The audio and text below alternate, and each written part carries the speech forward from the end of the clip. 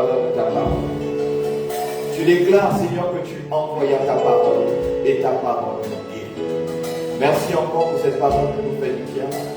Merci pour le canal que tu t'es choisi. Père, permets à ce qu'il soit une source d'impactation. Il est écrit que c'est poussé par le Saint-Esprit que les hommes ont parlé de ta part. Je prie qu'au travers de moi tu parles et que tu enseignes ton peuple. Honneur, fidélité nous reviennent. Au nom suprême de Jésus, nous avons prié, nous donnons gloire, bon Amen.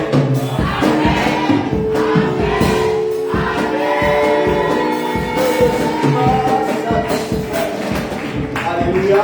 Je ne suis pas satisfait parce qu'il n'y a que les pères et les mères qui ont parlé, mais les enfants, les jeunes n'ont pas parlé. Alors nous avons donné trois bons amens et les pères, les mères et les enfants. Allons-y. Amen. Alléluia. Alors on peut s'asseoir rapidement. Alors ce que je voudrais vous dire, je vais un peu me déplacer, permets-moi, et je viens avec ma tablette. N'ayons pas peur du fait que nous ne soyons pas nombreux. Mais la Bible déclare que Dieu aussi sélectionne des personnes qui ont été, choisies depuis l'éternité, afin d'assister et de comprendre ce qu'ils vont comprendre ce soir. Vous savez que lorsque nous venons ici et que nous venons assister à un séminaire business, c'est que Dieu voudrait construire son peuple. Et construire son peuple passe par l'enseignement. Et l'enseignement va te donner des clés qui vont t'amener inéluctablement à la richesse. Amen. Donc que chaque enfant de Dieu prenne sa note et que ceux qui ont des téléphones ce soir enregistrer cet enseignement parce que vous n'allez plus l'entendre quelque part. Parce que la plupart des séminaires business sont des séminaires payants. La plupart des séminaires business, ça n'existe pas. Un séminaire business qui n'est pas payant. C'est pas possible. Tous les séminaires business sont payants. Vous savez, il y a quelqu'un qui m'avait dit un jour, très cher homme de Dieu, c'est bien ce que tu fais, je suis très content. Mais dis-moi, est-ce que tu peux délocaliser ça pour aller faire ça ailleurs en dehors de l'église? Et vous savez, je l'ai répondu en disant, frère, moi je marche selon la vision de Dieu. Je marche selon les orientations de Dieu. Et quand Dieu m'a donné cette vision, il m'a dit, enseigne à ton peuple, bâtis ton peuple, afin que chaque enfant de Dieu puisse accomplir sa destinée. Tu as été gagné au Seigneur, mais tu n'es pas venu accompagner les autres sur la terre. Tu es venu accomplir ta destinée. Beaucoup de personnes travaillent, mais très peu se réalisent. Ils ne savent même pas ce qu'ils font avec leur salaire. Ils ne savent même pas où va leur salaire. Et quand Dieu nous donne l'opportunité de pouvoir enseigner sur la planification budgétaire, parce que Dieu se rendu compte en fait que c'était utile pour chaque enfant de Dieu. Alors ce message n'est pas destiné uniquement aux professionnels, mais ce message est destiné à tous les enfants de Dieu, quelle que soit sa classe, qu'ils soient chômeurs, qu'ils soient élèves, qu'ils soient étudiants, qu'ils soient professionnels ou qu'ils soient retraités. Alors ce message concerne toutes les classes sociales.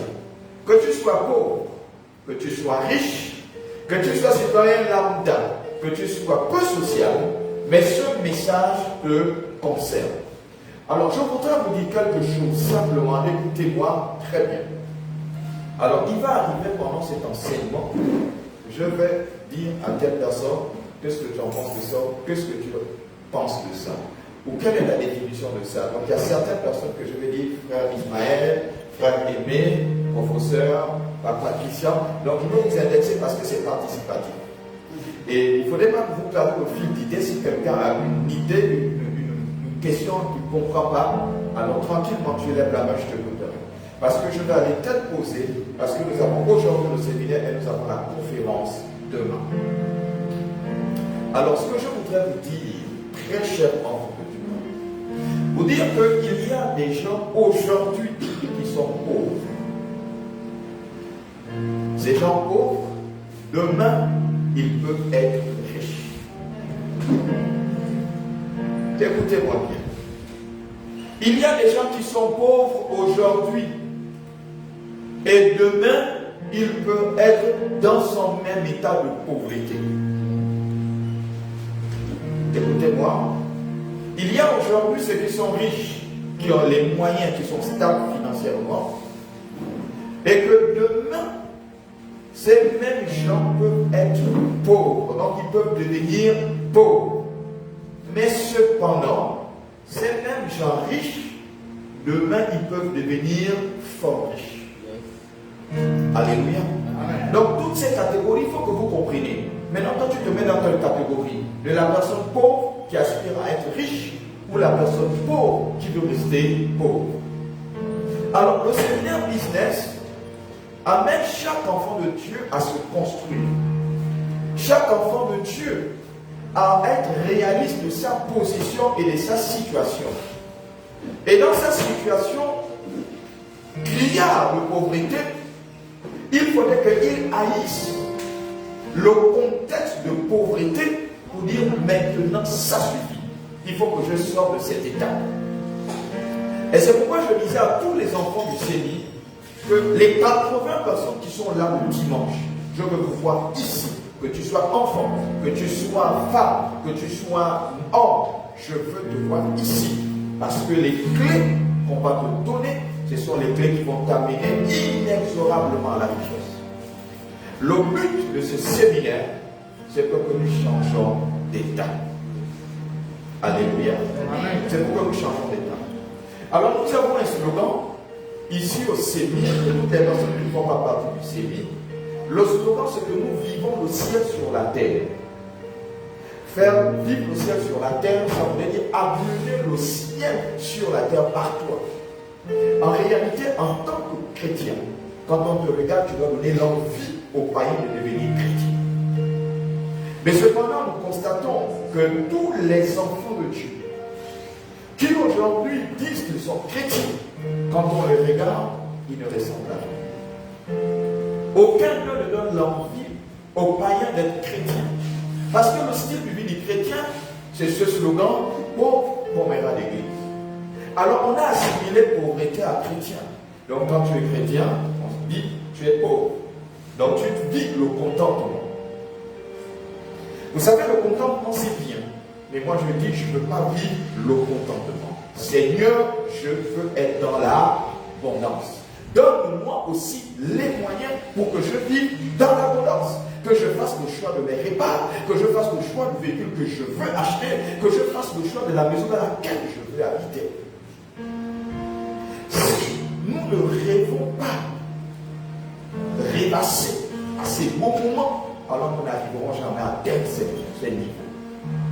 Il faut rêver pour atteindre ces niveaux. Rêver la l'aisance, rêver la stabilité. Vous savez, c'est important. Si j'en parle, c'est parce que ça brûle dans mon cœur. Et que Dieu dit, c'est la saison de l'église. Vous savez, un jour, j'avais, je crois que c'était la deuxième année, la deuxième édition. Et je crois que c'était de l'idée à la richesse, en fait, le thème. C'était de l'idée à la richesse. C'est-à-dire que partant d'une idée, on accède à la richesse simplement par le canal d'une idée. Et puis un pasteur, je l'ai invité, je lui ai donné l'invitation, il m'a dit, ah, moi mon frère, moi je ne fais pas l'entrepreneuriat, ça ne m'intéresse pas. Moi, les fidèles s'occupent de moi. Alors j'ai été choqué d'entendre cet homme de Dieu dire que les fidèles s'occupent de nous. Or, en réalité, la stabilité des membres de Dieu dépend de la stabilité des membres de son Église. Si l'Église est stable financièrement, alors tu seras stable financièrement. Alors vous savez, la capacité de changer une église stable, c'est celle qui est financièrement stable. La qualité de donner définit la stabilité de l'église. Ce n'est pas le nom. Ce n'est pas parce que vous êtes né dans une église que je vais estimer que vous êtes une église stable. Non. L'église stable, pour moi, c'est la qualité des finances qui sont générées par l'église. Et que lorsque l'église a une vision de bâtir une cathédrale, comme la vision que j'ai de 400 millions, qu'elle soit capable de bâtir une église de 400 millions. Ça, c'est la valeur divine, c'est la puissance de Dieu. Comme on ne peut pas valoriser Dieu, au travers de nous, Dieu est valorisé. Et je refuse que tu sortes de ce séminaire en disant que c'était un énième séminaire, ça ne m'apporte rien. Alors ça voudrait dire qu'on t'a mis dans la balance, on t'a jugé et on t'a trouvé léger. Tu es disqualifié. Et tu vivras le contentement. En fait, tu ne sais pas où tu vas désormais. tu dors, le lendemain tu te lèves, et ça devient comme une routine. Comme certaines personnes disent, je suis dans la routine de la prière, alors je cesse de prier parce que tout est accompli sur la croix. Très bien. Maintenant, ouvrons nos Bibles. Ouvrons nos Bibles dans le livre de la Genèse. Priez de vous lever. On ira jusqu'à 18h. 18h, pour permettre à chaque enfant de Dieu de poser les questions. Même si on déborde jusqu'à 18h15, mais ça permettra à chaque enfant de Dieu de bien assimiler le principe de la planification du budget. Genèse au chapitre 41, du verset 33 jusqu'au verset 36. Je vais lire doucement pour que chacun puisse déjà avoir une compréhension littéraire de ce qu'il va entendre. Et je vais vous l'expliquer en 2 minutes. Maintenant, que Pharaon choisisse un homme intelligent et sage, virgule, et qu'il le mette à la tête du pays. Que Pharaon établisse des commissaires sur le pays pour lever un 5e des récoltes de l'Égypte pendant les 7 années d'abondance. Qu'il rassemble tous les produits de ces bonnes années qui vont venir. Qu'il fasse, sous l'autorité de Pharaon, des amas de blé, des approvisionnements dans les villes et qu'ils aient la garde. Au verset 36, ces provisions seront en réserve pour le pays, pour les 7 années de famine qu'ils arriveront dans le pays d'Égypte, afin que le pays ne soit pas consumé par quoi? La famine. Que Dieu bénisse sa parole. Amen. On acclame Dieu. Alors cette parole est une parole prophétique en ce qui me concerne. Parce que c'est une parole qui va attirer la richesse simplement par une réflexion, par une sagesse divine. En réalité, lorsque vous lisez ce texte, il y a des éléments divins qui ressortent. Le premier élément que je vais souligner, c'est intelligence et sagesse. Vous voyez qu'il dit intelligence et sagesse. Et le deuxième, c'est la partie 36 où il parle que le pays ne sera pas consumé par quoi? La famine. Donc il dit qu'en temps de récession, nous ne connaissons pas la misère, mais nous serons dans l'abondance. Étant donné que nous sommes dans l'abondance, ça voudrait dire qu'on va attirer les gens vers nous. Et si on attire les gens vers nous parce qu'ils sont dans le besoin, alors j'attire la richesse. C'est ce qu'il est en train de dire simplement, et c'est divin. Et lorsqu'il explique à Pharaon comment est-ce que les choses vont marcher, il dit à Pharaon, nous avons un salaire, nous avons de l'argent. Mais cependant, je me rends compte que d'ici là, on va rentrer dans une récession. Alors ce que nous allons faire, nous allons mettre en place un mécanisme, une formule qui nous permettra de ne pas rentrer dans cette récession ou de subir les conséquences de cette récession ou la conjoncture, pour que vous compreniez bien, ou la crise financière. Il nous mettra en place un mécanisme et il explique le mécanisme. Le mécanisme qu'il était en train d'expliquer à Pharaon, c'est un mécanisme divin et qui devait attirer la richesse. C'est ce que nous on traduit aujourd'hui par planification budgétaire. Alléluia. Est-ce que vous comprenez? Est-ce que vous comprenez? Alors si tu veux être riche, mon frère, toi qui me regardes, si tu commences déjà à avoir 1000 francs, je te donne le secret de la richesse. À partir de 1000 francs, tu deviens riche. Je vous donnerai ce secret et vous allez voir que si vous mettez ça en application, vous serez riche et désormais, avec ton salaire, tu vas créer une autre source d'activité. Et tu auras 2 salaires. Après les 2 salaires, tu vas ajouter une autre source, ça te fera 3. Ainsi de suite, 4, 5, jusqu'à ce que tu ne pourras plus compter parce que ce sera plus normal. Mais cependant, Dieu parle de sagesse et d'intelligence. Ce sont des vertus divines. Et comme nous sommes à l'église, alors il est important que nous focalisions sur le principe christocentrique. Ne nous éloignons pas de Christ, parce que Christ n'a pas, je dis Christ n'a pas de problème avec la richesse. L'argent n'est pas un problème. Ce que vous devez comprendre, c'est que l'argent est neutre. L'argent n'est ni bon ni mauvais, mais ça dépend de l'utilisateur, de comment il conçoit l'argent. L'argent est une énergie dont nous devons dompter, parce que l'argent est une influence, c'est une énergie. On doit dompter l'argent, et l'argent ne sera plus notre maître, mais l'argent deviendra notre serviteur. Il est bon que l'argent nous serve et qu'il exécute au dessein du ciel. Alléluia. Amen. Alléluia. Amen. C'est clair? Amen. Alors, il est important que chacun de nous comprenne la définition de planification. Écrivez, enregistrez.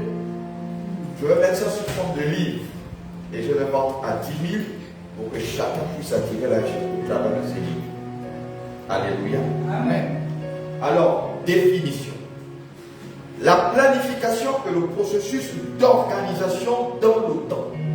Le processus d'organisation dans le temps de la réalisation des objectifs impliquant la détermination des tâches, des délais, des ressources et de l'ordre d'exécution. Alléluia. Amen. Alors, je vais rendre ça plus simple, de manière à ce que chaque enfant de Dieu puisse comprendre. La planification, c'est un processus d'organisation. Donc, en réalité, quand on fait une planification, c'est une organisation de nos biens, de nos ressources. On veut les organiser, mais dans le temps, il faut les séquencer. Mais dans le temps et les délais. Il y a le temps, il y a délai qui interviennent là-dedans. Et il y a la détermination. Et il y a l'ordre d'exécution. Il y a l'ordre d'exécution. Je vais vous raconter plein d'histoires, mais allons-y. Cette planification permet de structurer, premièrement, le travail de manière méthodique pour atteindre des buts spécifiques, qu'il s'agisse des projets professionnels, de plans économiques ou d'activités personnelles. Vous voyez l'implication de la planification. La planification intervient dans le plan professionnel. La planification intervient dans le domaine économique. La planification intervient dans le domaine personnel. Donc, en réalité, quand on parle de planification, en réalité, ce que nous devons savoir, c'est que celui qui a échoué de planifier a planifié son échec. Toutes les personnes qui ont échoué de planifier ont planifié leurs échecs. Toutes les personnes qui vivent au jour le jour et qui n'ont pas de planification salariale ont planifié leur échec. C'est pourquoi la plupart, lorsqu'ils vont en retraite, ils deviennent donc des personnes qui n'ont jamais été professionnelles. Et ils se donnent un nom que j'apprécie beaucoup quand ils viennent au bureau, c'est que nous sommes maltraités. Il n'en sera pas ainsi de toi et moi. Nous avons reçu un mandat divin et nous devons l'accomplir et nous marcherons avec fierté parce que nous appartenons au Seigneur. Alléluia. Amen. Alors, cela implique quoi? Cela implique l'organisation, la prévision et l'ordonnancement. Alors, Ismaël, professeur, pasteur, Ismaël, dis-moi ce que l'organisation, tu comprends, en ce qui concerne l'organisation. Alors, professeur, tu me dis ce que tu comprends sur la prévision. Très cher pasteur, tu me dis ce que tu comprends sur l'ordonnancement. Très cher Ismaël, en ce qui concerne l'organisation, micro, amenez les pasteurs sont là, vous observez là, vous allez participer un peu et je vais vous expliquer. Ça implique l'organisation. C'est quoi l'organisation? Alléluia. Alors, ce que j'entends par organisation ici, l'organisation est dans plusieurs formes. Là, nous sommes sur la forme spirituelle. Une organisation, c'est mettre en place toutes sortes de mécanismes pour que la chose que nous organisons ou ce que nous voulons faire puisse voir le jour. Professeur, prévision. On va se lever.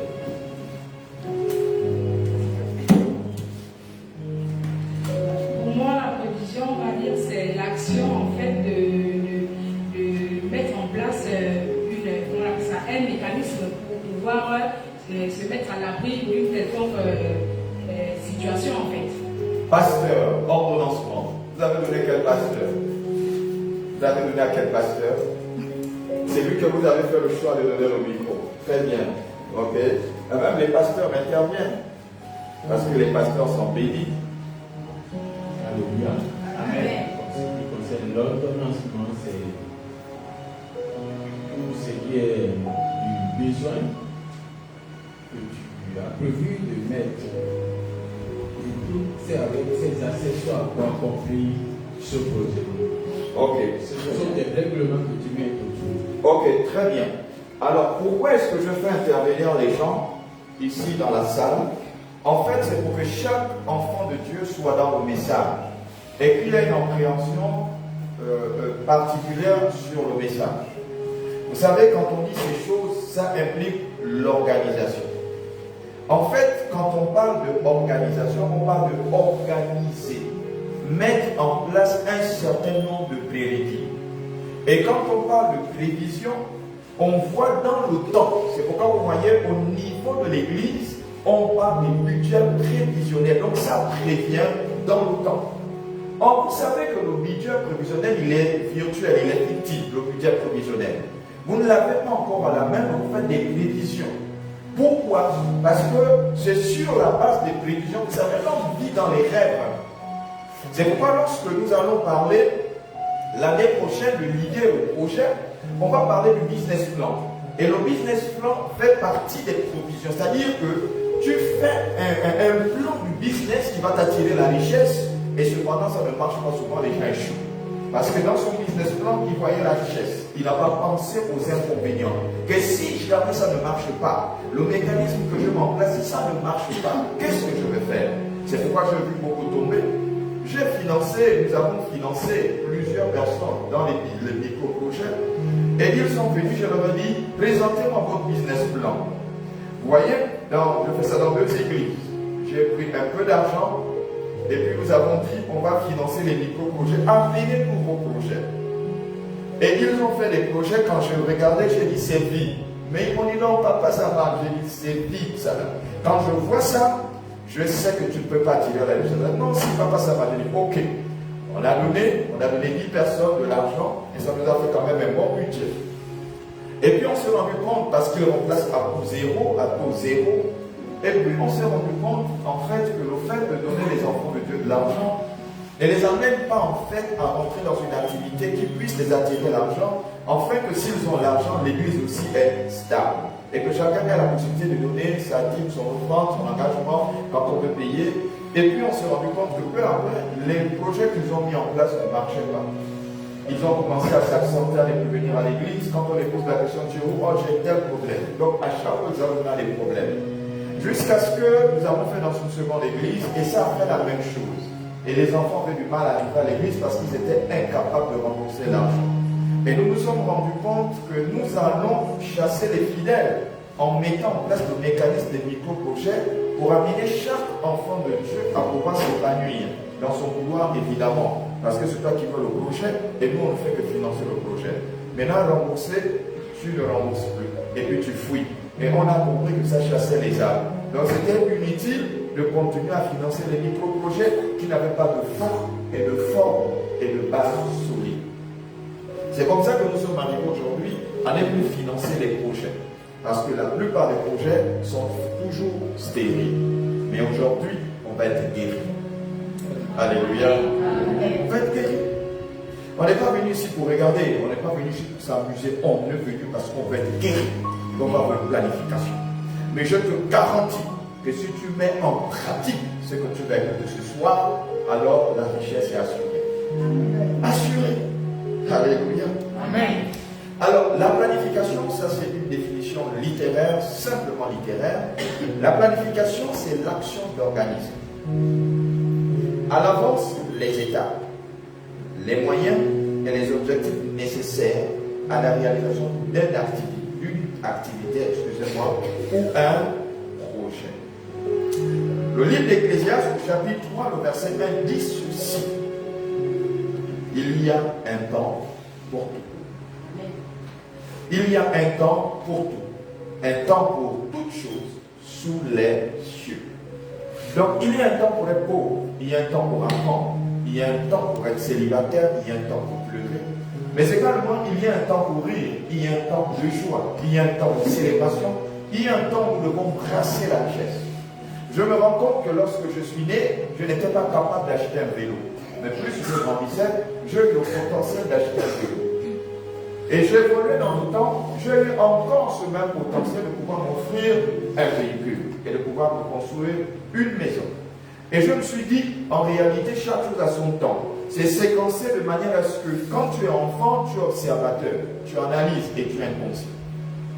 Mais lorsque tu es enfant et tu arrives à la prise de conscience, si tu ne te le saisis pas, ton avenir, comme on dit, il sera complètement hypothéqué, que le diable se réjouira d'avoir volé ta jeunesse.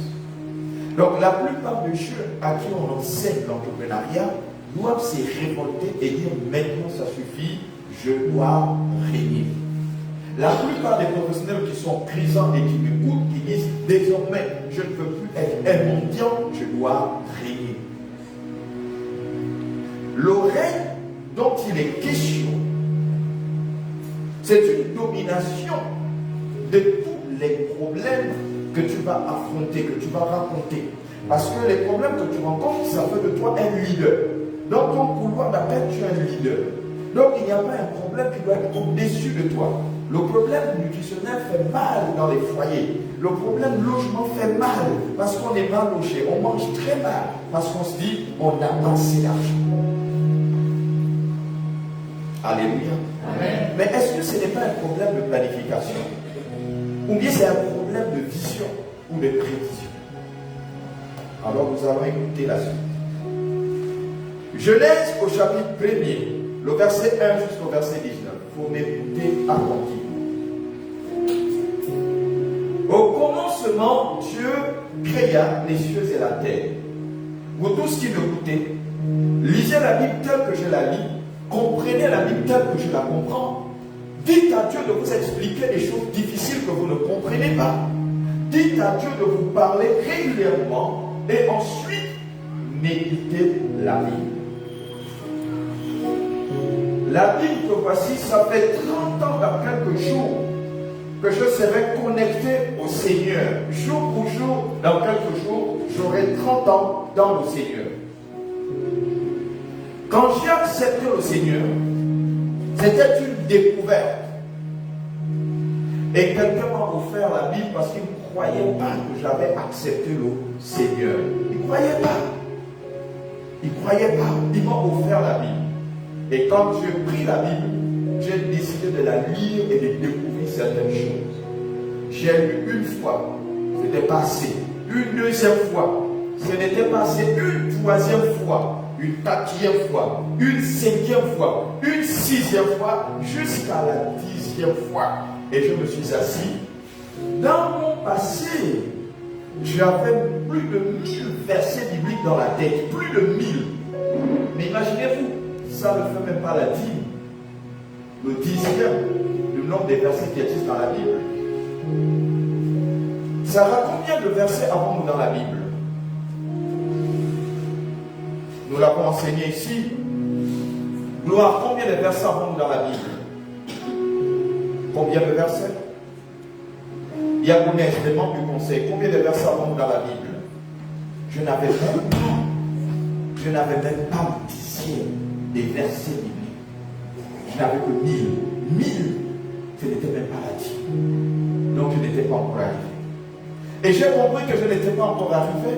Alors je me suis décidé d'étudier la Bible. Alors je ne la lis plus, je l'étudie. Je veux comprendre les versets. Et ce que Dieu m'a dit il y a 10 ans, quand il me parle aujourd'hui, je dis mais c'est extraordinaire que la Bible aussi est profonde. Quand j'ai découvert que la Bible enseignait sur l'entreprise, sur les finances, sur la prospérité, le succès sur tes entreprises. Alors je me suis dit, Seigneur, c'est pourquoi le diable nous combat farouchement pour qu'on ne découvre pas les trésors de la Bible, afin que nous demeurons dans la pauvreté et qu'il vienne nous tienne captifs. Le premier verset, je me suis rendu compte que Dieu crée le ciel et la terre. Il y a eu une planification séquentielle de la création du ciel et de la terre. Et vous pouvez le savoir, il dit le premier jour, le deuxième jour, le troisième jour. Il y a eu une séquence, il y a eu une organisation, il y a eu une planification. Il a dit Dieu crée le ciel et la terre. Pourquoi Dieu ne crée pas simultanément le ciel et la terre? Pourquoi il commence à créer le ciel, qui est là-bas, mais elle est sous forme gazeuse, et il crée la terre qui est sous forme solide. Il y créa le ciel et la terre. Écoutez-moi bien, verset 2. La terre était informe et vide. Il y avait des ténèbres sur la surface de l'abîme, et l'Esprit de Dieu se mouvait au-dessus des eaux. Dieu dit que la lumière soit, et la lumière fut. Vous voyez que dans l'organisation de Dieu, il se rend compte qu'il y a les ténèbres, et qu'on ne peut pas travailler sous les ténèbres. Alors il fait appel à quoi? À la lumière. C'est une planification. La lumière va amener la personne à voir clair et à manifester le travail sur quoi il veut faire. Donc il faudrait que nous soyons éclairés pour que nous puissions travailler et attirer la richesse. Vous savez que lorsqu'il y a ténèbres, on appelle ignorance. Et l'ignorance, c'est le nom du diable. Donc tant que tu es dans l'ignorance, tu restes sous l'emprise du diable. Mais lumière, c'est le nom de Dieu. Lorsque tu es sous la lumière, tu es conduit par Dieu. Et tu vois clair, tu peux te réaliser. Le verset 4, Dieu vit que la lumière était bonne. Et Dieu sépara la lumière d'avec les ténèbres. Dieu appela la lumière jour et il appela ténèbres la nuit. Ainsi il eut un soir et il eut un matin, ce fut le premier jour. Alors je veux qu'on s'arrête là, parce que c'est jusqu'au verset 19. Je veux que vous compreniez que même Dieu, le Créateur, quand il a créé le ciel et la terre et l'humanité, il a organisé, il a planifié. Il n'a pas fait tout simultanément. Et vous savez même qu'une femme qui porte des bébés dans son sein ne les enchaîne pas, les accouche pas simultanément. C'est d'abord le premier, le deuxième, le troisième. Dieu a fait qu'il y ait des séquences. Parce que si les quatre sortent, elle est capable de mourir. Et même les enfants mourront. Donc Dieu a organisé ça. Alléluia. Amen. Est-ce que c'est clair? Amen. Très clair? Amen. Très bien. Alors je vous donne un tableau basique de planification. Je vais vous donner un tableau. Je mets ça souvent à la fin. Lorsque nous avons enseigné, je crois que c'était Entreprendre avec Dieu, je présentais ces tableaux. Et je crois que sur la discipline financière, je présentais un autre tableau, je pense, parce que j'ai présenté les deux tableaux, sur la planification, donc un tableau basique.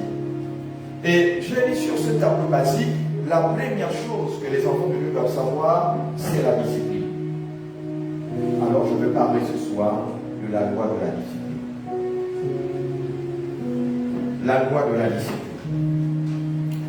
Alors ce que vous devez comprendre, le seul chemin en or qui vous conduira de façon irréfutable à la richesse, c'est la discipline. Si tu veux être riche, si tu veux être stable, si tu veux manger correctement et t'habiller correctement, alors il faut être discipliné. C'est quoi la discipline? La discipline, c'est l'ensemble des règles de conduite qu'on s'impose. L'ensemble de règles de conduite qu'on se pose. On se pose. Qui ne comprend pas ça?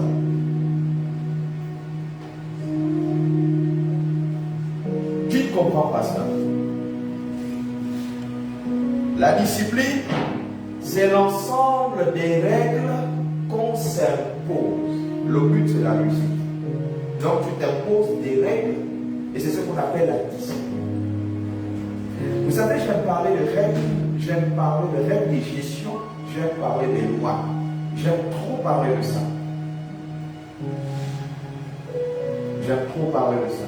Parce que même en entreprise, il y a un règlement intérieur, ce que tu dois. Ça va te freiner pour que tu ne fasses pas certaines bêtises, sinon tu es viré.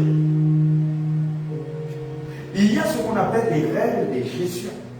Ça va te permettre de mieux faire ton travail parce qu'il s'est verrouillé. Tu ne fais pas n'importe quoi. Tu ne vas pas t'y dans le système parce que tu es un informaticien, mais il y a des règles de gestion. Tu t'y vas pour qu'on t'attrape, qu'on te vire parce que tu enfreins des règles. Mais la discipline va t'amener à respecter toutes ces règles afin que tu arrives à la richesse. La discipline va t'amener à faire l'ensemble de choses que tu dois faire et non l'ensemble de choses que tu veux faire. C'est ça la discipline. Elle va t'amener à faire ce que tu dois faire et non ce que tu veux faire. Il y a une règle de gestion, tu respectes. Tu ne vas pas vouloir enfreindre ça parce que tu veux gagner un peu d'argent malhonnêtement. Job au chapitre 22, le verset 28 dit ceci. À tes résolutions répondra le succès. Sur tes sentiers brillera la lumière. Alléluia. Amen. Vous savez, quand je bénis Dieu parce qu'il y a des trésors dans la Bible. Et que par la Bible, on peut devenir riche. On peut attirer la richesse parce que la Bible va te dire discipline-moi. Avec 1 000, tu commences à attirer la richesse simplement. Le problème, bien aimé, professeur, le problème c'est que les gens méprisent l'argent qu'ils ont. Même quand il a 1000 francs, il dit c'est n'importe quoi, c'est petit. 1000 francs. Tu sais combien de gens qui pleurent 1000 francs pour manger? Moi, j'ai fait le tour de maison il y a quelques années. Je faisais le tour de maison parce que je faisais des études. Mais j'ai pleuré. Je me suis rendu compte que les gens vivaient dans des très mauvaises conditions, ils vivaient dans la précarité absolue, au Gabon. Mais quand vous les voyez dehors, il y a une apparence qui ne dit pas son nom. Elle est toute brillante, lui il brille. Mais va regarder la maison. Quand il dort, il est vu de l'extérieur. Mon frère, comment tu fais? Comment on explique ça? Mais tu es bien habillé, tu sors, tu craques. Quand une femme te regarde, oui, j'ai un homme. Mais va finalement là où il habite. Je dis, c'est pas possible. La femme, c'est la même chose. Vous voyez la nuit, là, quand elles sont tirées. Allez voir les conditions avec lesquelles les gens vivent. Mais les gens n'ont jamais pensé à changer ces conditions. Ils ont pensé à être à part. Alléluia. Amen. Mais Job lui dit, Job 22, 28, il dit, à tes résolutions répondra le succès sur tes sentiers. Alors, je voudrais vous parler de ça. C'est un peu plus loin, mais je voudrais vous parler de ces choses. La décision que vous allez prendre aujourd'hui ne va jamais résoudre la question de souffrance, de pauvreté. Non. La décision que vous allez prendre aujourd'hui va fixer le but. Elle fixe le but, mais elle ne l'atteint jamais. C'est la résolution, c'est la détermination qui atteindra le but. Ce n'est pas ceux qui décident qui réussissent. Ce n'est pas toutes les personnes qui décident qui réussissent. Mais ce sont celles qui sont déterminées à réussir qui réussissent. Quel que soit le problème, quelle que soit la souffrance, il persévère, il dit je dois réussir. Quel que soit le problème, il dit je dois réussir. Vous savez, bien aimé, j'ai tendance à parler de moi. Et je dis, je suis fatigué de parler de David, des exploits de David. Je ne suis pas fatigué de parler de la richesse d'Isaac. Je veux moi-même parler de ma richesse. Je veux même moi-même parler de mes exploits. Je suis fatigué. Quand est-ce qu'on parlera de moi? Quand est-ce que je vais graver mon nom dans l'histoire, dans les âges? Quand est-ce? M'imaginez que je commence à avoir 14 maisons dans cette nation. Et si les 14 maisons, imaginez-vous que chaque maison me donne une rémunération mensuelle de 100 000. Donc ça fait 1 million le mois. 1 million 400 000 le mois. Ce n'est pas rien. Multipliez un peu par 10 mois. Vous voyez, ça fait une richesse. Et c'est pourquoi souvent j'aime parler du psaume 126, le verset 5, où la Bible déclare que nous semons avec larmes, mais nous moissonnerons avec chant d'allégresse. Parce que lorsque tu construis une maison, nous savons ce que ça coûte. Là-dedans, il y a escroc. Là-dedans, on te fait une maison où tu viendras casser un mur parce que le ciment n'est pas bon. Mais le jour où la maison termine, quand tu mets les locataires, au bout de 2-3 ans, les 6 millions que tu as dépensés, tu les récupères. Ou les 7 millions, tu les récupères. Mais au départ, c'était la souffrance. Au départ, c'était les pleurs. On m'escroque ici, on m'escroque là. Vous voyez comment on est en train de baver avec l'église. Quelqu'un vient, il prend l'argent, il disparaît. Tout le monde a été victime de ça. Tout le monde. Ceux qui ont construit ont été victimes de ça. Soit ils te volent 2-3 sacs de ciment, et tu le comprends, tu dis le ciment manque, mais c'est pas possible. J'ai acheté quand même 2 tonnes de ciment. Pourquoi le ciment peut manquer pour le travail que tu vas faire? Donc voyez-vous, la planification implique beaucoup de choses. La décision n'atteint jamais le but. C'est la détermination. Souvenez-vous de cela. Certaines amitiés doivent être détruites parce que ces relations sont improductives et stériles. Ça, c'est la détermination. Détruisez certaines amitiés qui sont improductives. Détruisez certaines amitiés qui sont inutiles. Ça ne va vous attirer qu'à la pauvreté, à la ruine. Détruisez ces relations. Détruisez-les. La discipline va t'amener à te connecter à des personnes productives. Et je puis le dire, à chaque fois que je prêche ici, faites le choix de vos amis.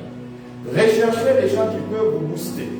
Recherchez les amis qui peuvent vous amener à l'élévation. Même entre pasteurs, tu ne peux pas aller t'assembler avec un pasteur qui ne peut pas t'amener à booster ton ministère. C'est pas possible. Lui-même, il n'est pas capable d'amener son ministère à l'élévation. Et toi, tu vas te connecter à lui simplement parce que tu peux avoir des amis pasteurs. Non!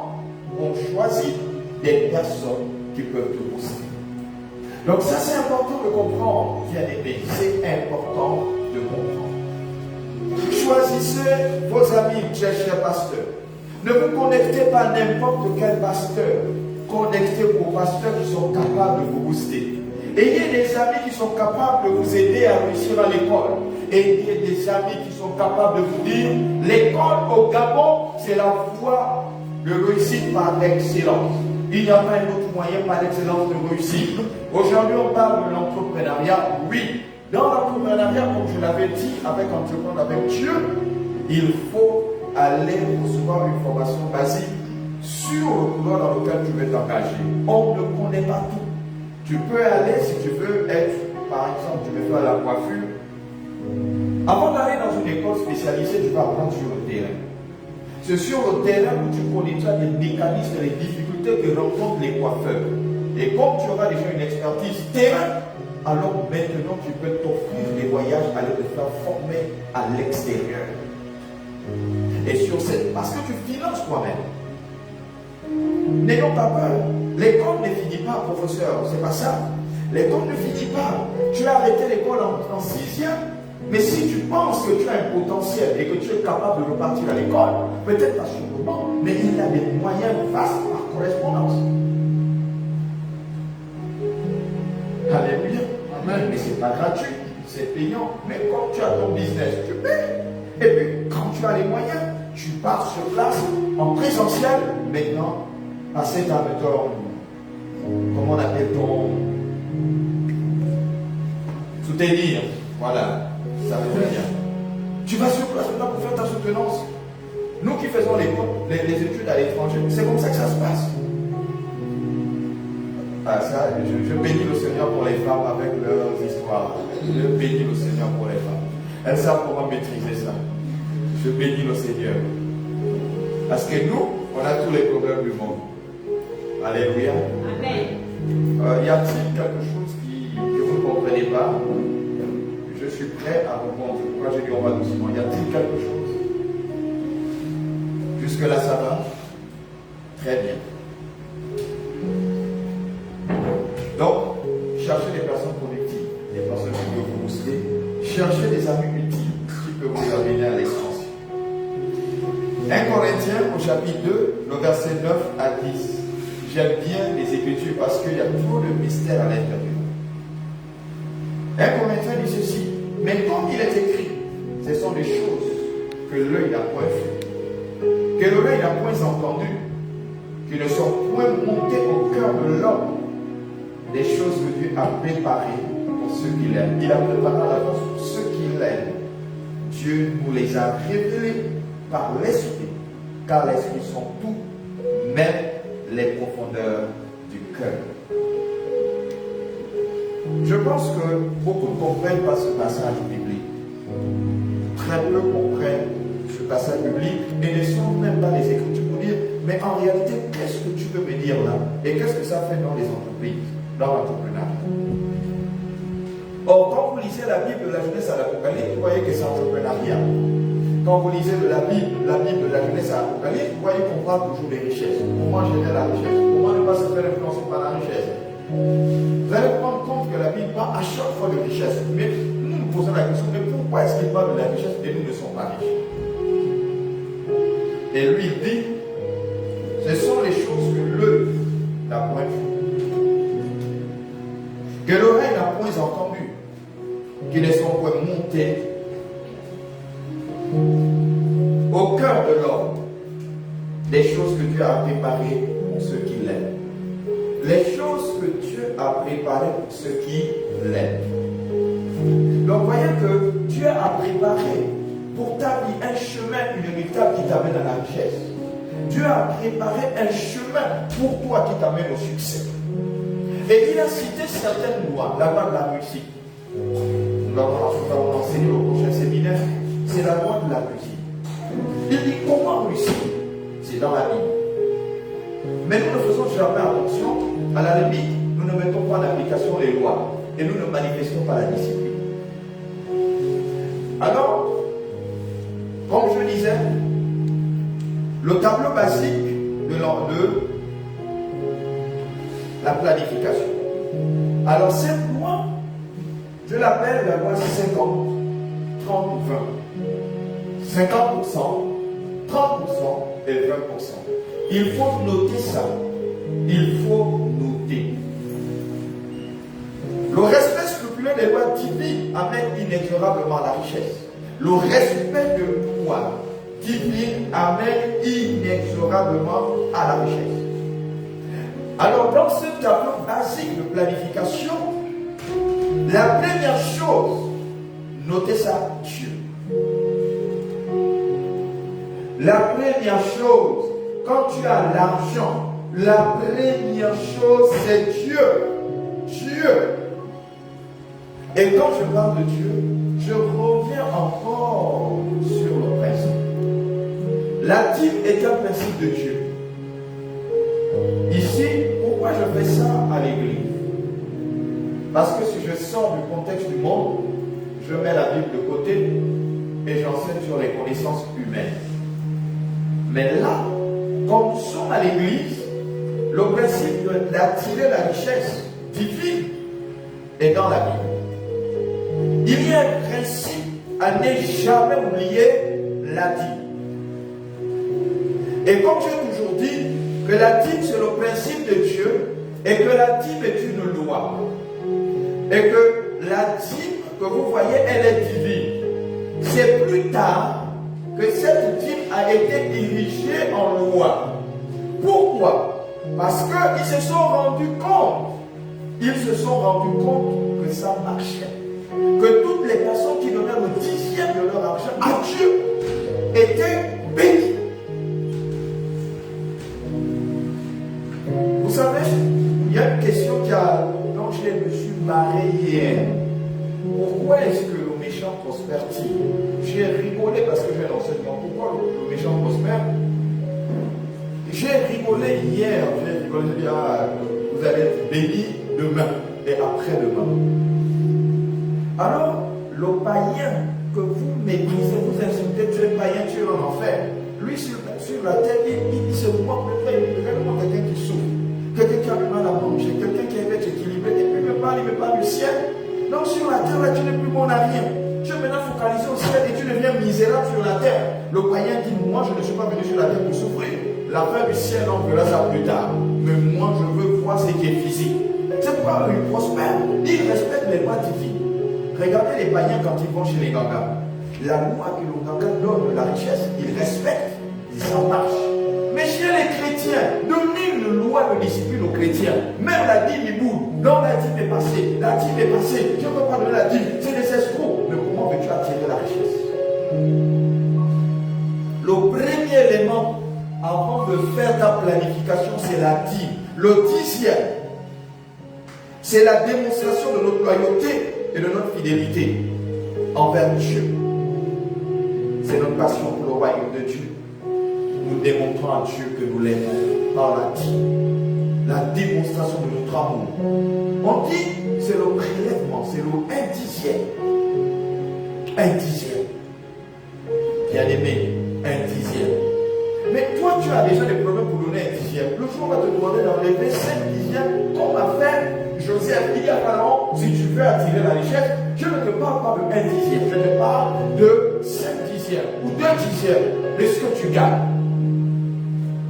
Mais il disait ça pourquoi à Pharaon? Il dit à Pharaon, mais ça me dit pourquoi? Parce que on parle de la prévision qui attire la richesse. On dit il faut revoir. Quand la récession arrive, nous avons un stock. Et c'est sur la base de ce stock que nous allons attirer la richesse. La richesse n'est pas une formule magique. J'aime dire ça aux gens. Toutes les fois que les gens vous disent qu'ils peuvent vous rendre riches, regardez-les, eux-mêmes ne sont pas riches.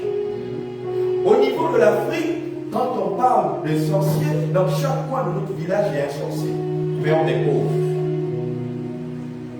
On est pauvre. Donc si quelqu'un te dit par des formules magiques, je peux te rendre riche, rassure-toi que tu es en train de vendre ton âme au diable. Pour attirer la richesse, il faut travailler et mettre en place des mécanismes pour multiplier ton argent. Intelligent. Mais le premier principe, la dîme. La dîme ouvre le refus de donner la dîme. Ouvre la porte au diable d'accéder tes finances. Le refus, toutes les personnes qui sont ici, qui m'écoutent, qui ne donnent pas leur dîme, qui donnent quand ils veulent, ont ouvert une porte au diable. Et le diable a régi sur tes finances. Le diable a le droit d'utiliser tes finances comme il veut, parce que tu lui as donné l'opportunité de pouvoir s'incruster sur tes finances. Mais moi, j'ai décidé de ne pas donner accès au diable sur mes finances. Mes finances sont destinées pour le royaume de Dieu. Mes finances sont destinées pour l'épanouissement de mon semblable. Mes finances sont destinées pour le ciel. Je ne donnerai pas accès au diable. Je ne donnerai pas accès. Je donnerai ma vie. Dès que tu as donné ta vie, maintenant tu peux appliquer la loi de 50, 30 et 20. 50%, 30% et 20%. Alors, 50% c'est pourquoi de ton salaire. Quand tu as déjà enlevé la vie, écoutez-moi très bien. 50% dans ta planification budgétaire, c'est pour les besoins. Les besoins, c'est quoi? C'est le loyer. C'est l'eau, l'électricité, l'école, les assurances, la santé, le véhicule, le transport, l'alimentation. Ça, c'est ce qu'on appelle besoin. Chez nous, on traduit par des besoins fixes. Vous n'allez jamais, chaque fin du mois, là, ça, là, vous n'allez jamais vous débarrasser de ça. Je ne vois pas, professeur, un mois, est-ce que tu as déjà dit que 7 mois, là, on ne mange pas? Tu as déjà dit ça? Papa Justin, très cher pasteur, tu as déjà dit qu'un mois, on ne mange pas. Mais, tu peux dire, un mois, on laisse Internet. Manger, c'est primordial. Donc, c'est ce qu'on appelle le besoin. Donc, 50% de ton salaire. Donc, ça voudrait dire que tu prends la moitié de ton salaire. Tu injectes ça pour les besoins. Personne ne doit mourir de faim. Les enfants doivent aller à l'école. Je dois toujours avoir le carburant. Je ne vais jamais mentir au carburant. Ce n'est pas possible. Je ne vais jamais mentir à l'argent du taxi. Je téléphone que d'abord mes enfants savent. Donc toujours leur argent du taxi. Parce que c'est planifié. Et là on dit, c'est dans la planification. Alors tu as enlevé les 50% pour tes besoins. Il y a 30% dans les 50% restants où il y a ce qu'on appelle des envies. Ça voudrait dire quoi les envies? Le restaurant, j'ai entendu parler de ça hier. Il y a le restaurant, il y a le shopping, par exemple, il y a les vacances. Nous là, chaque vacances, on prend 2 millions, on dit on voyage. 2 millions. 3 millions, je dis je voyage. Ça, on peut supprimer dans la planification quand on veut atteindre un objectif. Il y a le sport, il y a Internet, il y a l'aide familiale. Ça, c'est ce qu'on appelle des envies, des envies. C'est-à-dire dans la rubrique aide familiale, tu peux ou tu ne dois pas. Tu as le choix d'aider ou de ne pas aider. C'est pourquoi on met l'aide familiale dans les envies. C'est-à-dire que tu as envie de le faire. Mais on va traduire ça sur le fond plus tard. Et puis à la fin, il y a 20% de ton salaire que tu mets dans l'épargne, dans le remboursement. Voilà comment tu as bouclé. Et à la fin, il y a la prière. Alors, très chère Diaconaise, il y a une ici, il y a l'autre là-bas, tu sais dit, à quoi sert la prière? Pourquoi est-ce que nous faisons la prière après avoir fait ce budget? Diaconaise, il y a deux diaconaises, donnez les micros, il y a une diaconaise ici, il y a une diaconaise, il y a vous me répondez, donnez le micro à la diaconaise. Pourquoi est-ce qu'après faire une planification budgétaire, on prie? La prière sert à sécuriser ma planification. Je recommande au Seigneur tout ce que j'ai fait en semaine qu'il prend en possession. Ok, on va s'arrêter là. Écoutez-moi. Vous savez, nous sommes des chrétiens. Lorsque vous achetez un appareil, il est là, ce ventilateur, vous l'achetez. Ne le prenez pas et ne venez pas le mettre ici simplement et puis vous l'utilisez. Non, ça ne suffit pas. Il y a ce qu'on appelle la prière consacrée.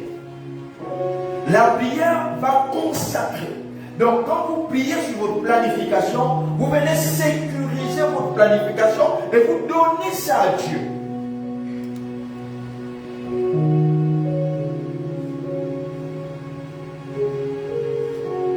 C'est quoi? Donnez le micro. C'est quoi ça consacrer? Aimer. Donnez, ce sont mes enfants, ils sont intelligents. On enseigne régulièrement sur ça. C'est quoi se consacrer? Consacrer, pour moi, c'est mettre quelque chose à part.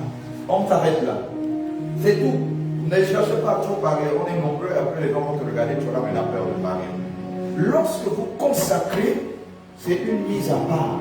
Donc votre budget, votre planification budgétaire, quand vous l'avez élaboré, vous n'oubliez pas, clôturez ça, serrez ça, consacrez ça, laissez le Seigneur gérer.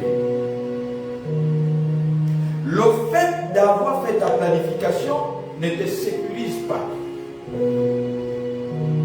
Le fait d'avoir fait ta planification ne te sécurise pas. La preuve, c'est que les gens même qui ont 5 millions ne cherchent l'argent. Ça ne suffit pas. Dès qu'il a l'argent, c'est un seul salaire, il vit avec. C'est terminé. C'est terminé. Bien aimé, la prière. La prière. Alors je vous donne un autre trésor, c'est toujours les exemples de planification budgétaire. Alors ce que je veux vous dire, c'est un trésor. N'aie jamais vivre au-dessus de ce qu'on gagne. J'ai discuté avec quelqu'un qui me dit, ah vraiment, il faut que je vienne assister à ça. Parce que lorsque tu te retrouves avec 3 millions de salaire, ta planification c'est sur 6 millions. Tu ne t'en sortiras jamais. Mais comment est-ce que tu peux rêver que tu as 3 millions et tu fais des plans sur 6 millions? Tu vas être super endetté, super endetté. Mais c'est quoi l'affaire? Tu as 3 millions de salaire. Vous savez, quand je fais ma planification et puis j'ai entendu les gens dire, bon, c'est en fin d'année qu'on fait le bilan. Qui vous a dit ça? Faut arrêter, hein. Vous faites quel bilan en fin d'année? Vous faites quel bilan? Moi, mon année synodale part de septembre en septembre. Ça fait un an. Est-ce que je m'entends en décembre faire un bilan? Non. Pourquoi est-ce que j'ai refait ma planification quand l'école a commencé? Quand l'école a commencé. Parce que lorsque j'ai terminé de faire ma planification, même moi, je quitte le pays. Donc ça s'arrête là. C'est là où finit ma planification. Donc quand je reviens, il y a d'autres objectifs. Et donc je viens, je fais le bilan sur la planification annuelle. Est-ce que ça marche? Mais toi, tu attends 2026 à sonner, je fais quel bilan tu fais en fait? Bilan spirituel? Bilan financier? Quel type de bilan tu fais? Mais fixez-vous des plages. Fixez-vous des plages de faire des bilans. Non, on va faire le bilan, je m'assois avec ma femme, je m'assois avec mon père, on va faire le bilan. Quel bilan? Montrez-moi votre planification. Mon budget est planifié. Alléluia. Si tu viens au-dessus des témoignages, tu es chaud. Alors je vais donner un exemple clair que j'avais déjà donné. Là, cette fois-ci, je donne un salaire. Je donne un salaire. Et le salaire que je prends, tes revenus mensuels, c'est 200 000. 200 000. Toi qui me regardes, tu dis c'est petit. Moi, je veux te dire qu'il y a des gens qui n'ont pas ça. 200 000, il y en a qui n'ont pas ça. Il y en a qui n'ont pas ça. Alors, comme nous avons dit, cette fois-ci, avec 200 000, on prend 25% Dieu. Qui est capable de prendre de son salaire 25%? Tu as 1 million, tu le coupes en 4. 250 000 pour Dieu. Qui est capable ici dans cette salle? Lève la main, je prie tout de suite sur toi.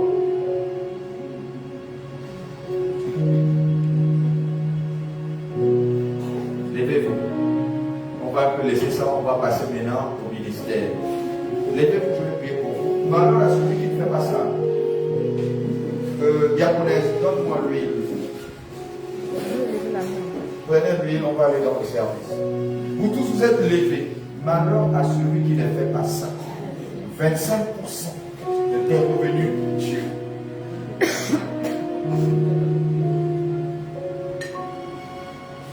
Verse dedans. C'est l'exercice du ministère. Tout de suite. C'est bon.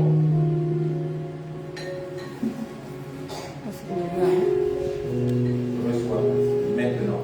Au nom de Jésus. L'abondance financière. Au nom de Jésus. Rien ne manque. Si effectivement ce que tu dis est une réalité, que l'argent ne manque pas. Que tes ressources soient toujours remplies au nom de Jésus. Amen. J'envoie la pluie, la réalisation sur ta vie. Merci sur ta vie. La parole relâchée sur ta vie s'accomplira à ce moment. Si tu as accompli les desseins de Dieu, les 25%, que Dieu remplisse ton prière au nom de Jésus. Amen. Seigneur, merci pour la fidélité de ton Fils. Aussi vrai qu'il donne les 25%, je déclare qu'il ne manque rien. Je prie que toutes les portes soient ouvertes au nom de Jésus. Je déclare sur lui l'abondance financière au nom de Jésus. Reçois, Seigneur, la reconnaissance pour tout ce que tu fais dans la vie de ces enfants qui ont pris l'initiative de s'aimer 25% de leur revenu, de ce qu'ils gagnent, Seigneur. Je prie au nom de Jésus que le dévorant se loigne de leur grenier au nom de Jésus et que rien ne manque dans leur maison. Je le déclare et je l'établis au nom de Jésus. Amen. Qu'il en soit ainsi, selon ce qui est sorti de leur bouche et qu'il a déclaré qu'il donne 25%. Au nom de Jésus-Christ de Nazareth, le Dieu de la richesse, je prie qu'il ne manque de rien. Que tu accordes la richesse en abondance au nom de Jésus. Qu'ils ne connaissent pas, Seigneur, la sécheresse, mais qu'ils soient toujours dans l'abondance. Je le prophétise maintenant au nom de Jésus. Aussi vrai que mon âme est vivante, tu es vivant. Seigneur, sur ta parole, je déclare la bénédiction sur la vie de ton serviteur. Qu'il ne manque de rien au nom de Jésus. Que toutes les portes soient ouvertes au nom de Jésus. Je chasse mon dévoreur, je chasse la terre au nom de Jésus. Et je déclare l'abondance. Reçois cette d'abondance au nom de Jésus. Amen. Amen. Alors permettez-moi de le faire parce que ça touche mon cœur. Ça touche énormément mon cœur. Je vais avoir des Kleenex. Alors je disais 25%. Et quand on dit on a 200 000, on enlève 25%, ça fait 50 000 pour Dieu. Alors on dit 25% la famille. Alors c'est basique, hein, comme je le disais, c'est basique. Quand on dit 25%, ça voudrait dire qu'on enlève 50 000 pour la famille. Quand on dit en quoi 25%, on dit qu'on enlève ça pour les objectifs à terme. Quel est l'objectif que tu vas atteindre? Par exemple, je veux construire une maison. Alors tu enlèves 50 000 francs, tu mets de côté parce que tu as un objectif. Et à la fin, on a 25%. Et dans les derniers 25%, c'est pourquoi l'investissement ou le réinvestissement ou à la limite l'épargne. Donc 25%. Donc dans les 25%, ça te fait 100%. Et puis en 5, on a ce qu'on appelle la prière. C'est une planification budgétaire basique. Si tu fais ça avec tes revenus, tu es sûr d'attirer la richesse. 25% Dieu, 25% famille, 25% objectif atteint, ça peut être la construction, 25% investissement ou réinvestissement ou épargne, ça fait 50%. Et à la fin, la prière. Alors si tu prends 50 000 que tu épargnes, on va aller très rapidement chaque mois. En 10 mois, tu vas te retrouver avec 500 000 et en 12 mois, tu te retrouves avec 600 000. Les 600 000, si on les multiplie, par exemple, par 5 ans, ça te fait 3 millions, c'est le début d'une entreprise. Est-ce que quelqu'un a compris? Ça, c'est dans le principe de la planification quand on veut atteindre des objectifs. Quand on dit l'épargne, à quoi sert l'épargne? Israël, à quoi sert l'épargne? Mes enfants, aujourd'hui, vous allez parler. On ne va pas aller trop loin. L'épargne nous sert à planifier, à avoir l'avenir. L'épargne nous sert à planifier ou à avoir l'avenir. Qu'est-ce que tu veux dire par les deux? Soit c'est épargner ou je ne sais pas comment. Explique-moi, je ne comprends pas très bien. Lorsque nous épargnons, c'est pour éviter que demain tu te retrouves endetté. Bien sûr. En fait, l'épargne c'est une sécurité. Donc si tu épargnes, c'est pour sécuriser ta vie. Ok, à quoi sert l'épargne? Lui dit c'est pour sécuriser ça. Ok, on va regarder, on va aller. Alors, quelques exemples d'utilisation de la planification. Quelques exemples. Alors, à 18h30 sur la montre du CEMI, j'arrête et je prends les questions. Sur cette montre, 18h30, j'arrête, je prends les questions. Demain, nous revenons à la conférence et on verra des choses encore plus grandes. Alors, quelques exemples d'utilisation de la planification. Des exemples. Alors, tout à l'heure, j'étais en train de vous dire que dans tous les domaines, on planifie. Domaine scolaire, on planifie. Domaine familier, on planifie. Domaine étudiant, on planifie. Personnel, on planifie. Alors ici, j'ai quelques éléments. Donc, dans le cadre professionnel, il y a une planification et on appelle souvent la gestion des projets. Il y a des professionnels ici. Lorsque moi, on me demande, par exemple, de mettre en place un plan d'action pour pouvoir avoir chaque fin du mois, par exemple, 200 millions. On me dit, trouve la formule. Comment faire pour avoir 200 millions? Maintenant, là, je rentre dans une planification. Je vais organiser mon service, mon activité, pour permettre à ce que je sois convaincant. Pour dire que si on met ça en place, voici ce que ça va générer. C'est un peu comme ce qu'on appelle le business plan. Le business plan, tu le mets en place, c'est pour attirer la richesse. Donc c'est un plan de ton business. Comment faire pour attirer la richesse? Si tu mets en application cette formule, tu réussis absolument. Mais cependant, comme j'ai dit, c'est virtuel, en fait c'est fictif. C'est-à-dire que ce n'est pas du concret. C'est-à-dire que c'est une imagination, comme on dit des prévisions. Tu imagines que si tu mets en place ce mécanisme, tu mets des décors, tu chantes et puis tu écris si Jésus sauve mon restaurant, tout le monde viendra parce que Jésus sauve.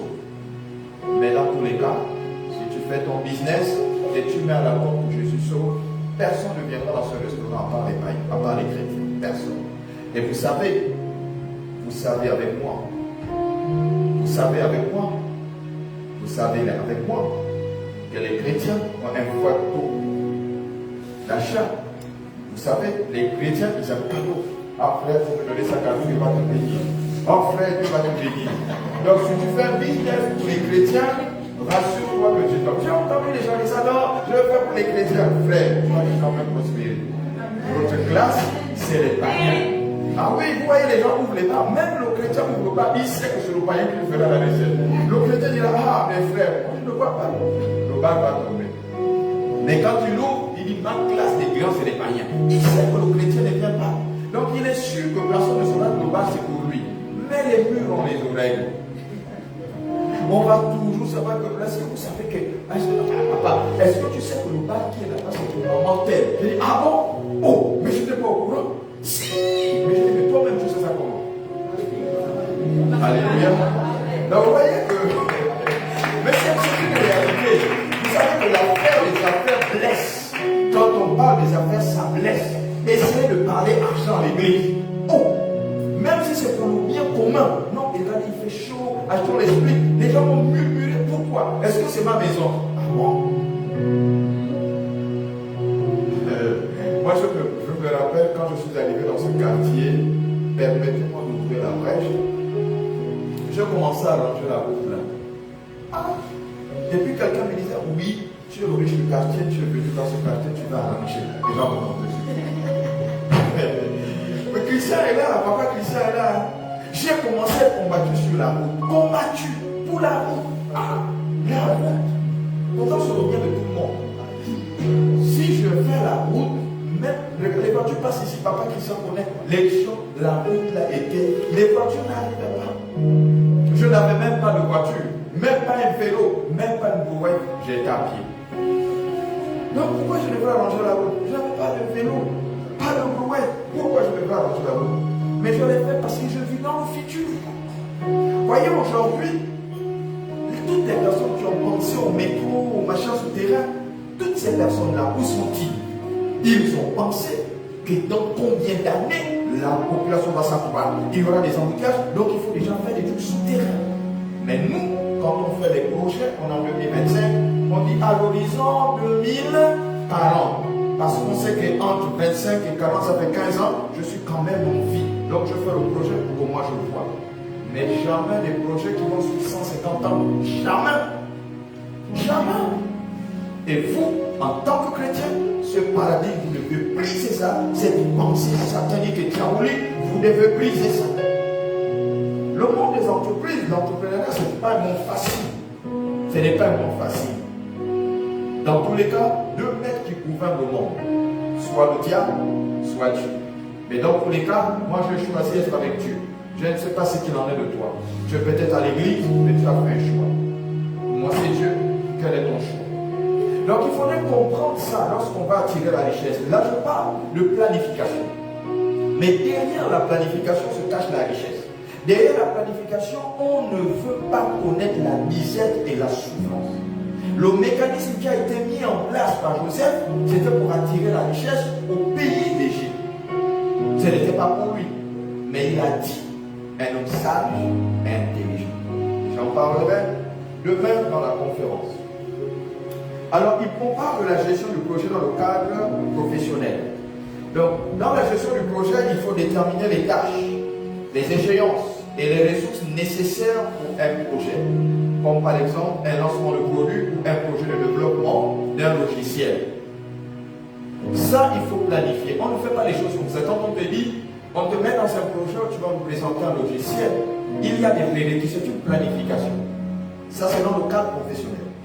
Il y a aussi le cadre managérial. Nous sommes des managers. Et dans le cadre managérial, il y a aussi ce qu'on appelle la planification. Un manager planifie. Alors, lui, qu'est-ce qu'il fait? Il planifie les horaires de travail. Ça, c'est ce que le manager fait. Les horaires de travail des employés. Il assure le respect des règles légales du travail et de temps de repos. Donc, vous voyez que tout à l'heure, je parlais de la gestion. Il y a ce qu'on appelle le règlement intérieur. Au niveau du CMI, on a un règlement. Dans les statuts et le règlement intérieur, nous dicte la conduite au niveau du CMI. C'est pourquoi il y a des disciplines. Il y a même jusqu'au moment où on exclut le membre. C'est possible. Et puis il doit être réinséré. C'est possible. Mais au-delà de tout ce règlement intérieur, il y a ce qu'on appelle des règles de gestion. C'est pourquoi lorsque vous venez ici, vous allez trouver un papier qui est collé ici. Ça fixe les règles de celui qui modèle. Le temps, la séquence, c'est ce que ça dit en ce qui concerne les managers. Il y a aussi le domaine économique et public. Dans le domaine économique, il y a une planification. Et cette planification va permettre d'organiser par les pouvoirs publics une politique économique pour guider le développement d'une région ou d'un pays. Vous avez des collectivités locales qui, eux, ils ont une responsabilité ici. Nous avons la mairie, il a une responsabilité sociétale. Il faut bien que la mairie assainisse un peu, par exemple, l'environnement. Mais de là, il y a une organisation. Les éboueurs ne passent pas n'importe comment. Ils ont une heure. Malheureusement, ici, on les voit n'importe comment, n'importe où, même la journée, on les voit. Mais ailleurs, c'est organisé. Alléluia.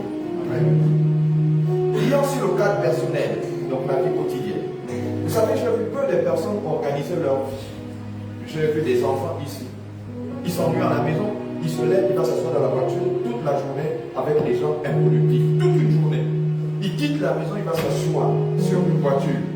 Soit ça boit le vin, soit ça fume, ça prend des drogues, toute une journée. Aucune vie planifiée. Il vit au jour le jour. Aujourd'hui, tu dois comprendre que ta vie doit être dictée, ta vie doit être planifiée. On ne sort pas n'importe comment, on ne va pas n'importe où. Tout est planifié. Moi, je ne sors pas n'importe comment. D'abord, on ne voit pas n'importe comment. Tout est planifié. Si je dois sortir hors de ma zone de juridiction, je dois être autorisé par l'entreprise dans laquelle je suis. Parce que s'il y a un incident hors exploitation, il faudrait que j'ai un justificatif. Donc ne pensez pas que parce que nous sommes là, on appartient à une entreprise, on peut se balader n'importe comment. Non. Il y a un problème. L'entreprise aussi a sa responsabilité. Donc vous voyez que dans la planification quotidienne, il faut organiser premièrement son emploi du temps. Pour les élèves, c'est par exemple leur vie scolaire, ils peuvent organiser. Et si vous l'organisez par vos vies, en tant qu'élève, vous allez déambuler. En fait, vous ne sauriez même pas quoi faire. Parce que je veux quelqu'un même pour étudier, il ne sait pas à quel moment il étudie. Il ne sait pas à quel moment il lit la Bible. Il ne sait pas. Parce qu'il n'a pas organisé ça. À quel moment il lit la Bible? Les gens vont me dire, oui, mais toi tu lis la Bible à quel moment? Attention, même quand je suis au travail, un moment quand je sens que ça me dépasse, je me relaxe avec la Bible. Les messages, je les écris. Je peux me parler, un jour je travaille, et puis Dieu m'a parlé. Je laisse le travail que je fais. Je me concentre sur ce que Dieu me dit. Au travail, je suis au lieu, je travaille, et puis Dieu commence à me parler. Dès que Dieu me parle, je laisse d'abord le travail, je dis, toi, mets-toi de côté, je viens simplement sur ma tablette, je commence à écrire. La plupart des messages là, Dieu me l'a donné au bureau. Et plus souvent, quand j'écris des messages, il faut que j'aille affiner. Je prie, et j'affine. Et j'ai organisé ma vie depuis 20 ans que je travaille. Pour certains, ils n'ont pas cet âge. Depuis 20 ans que je travaille, j'arrive 30 à 40 minutes avant l'heure réglementée par le travail. Ça fait 20 ans que je le fais. Vous savez pourquoi? Vous savez pourquoi? Oui, jeune fille. Moi, je te connais. Lève-toi un peu et dis-moi pourquoi. J'ai déjà vu. C'est à plein. Comment non? Faut t'élever. Je t'ai déjà vu. Donnez le micro.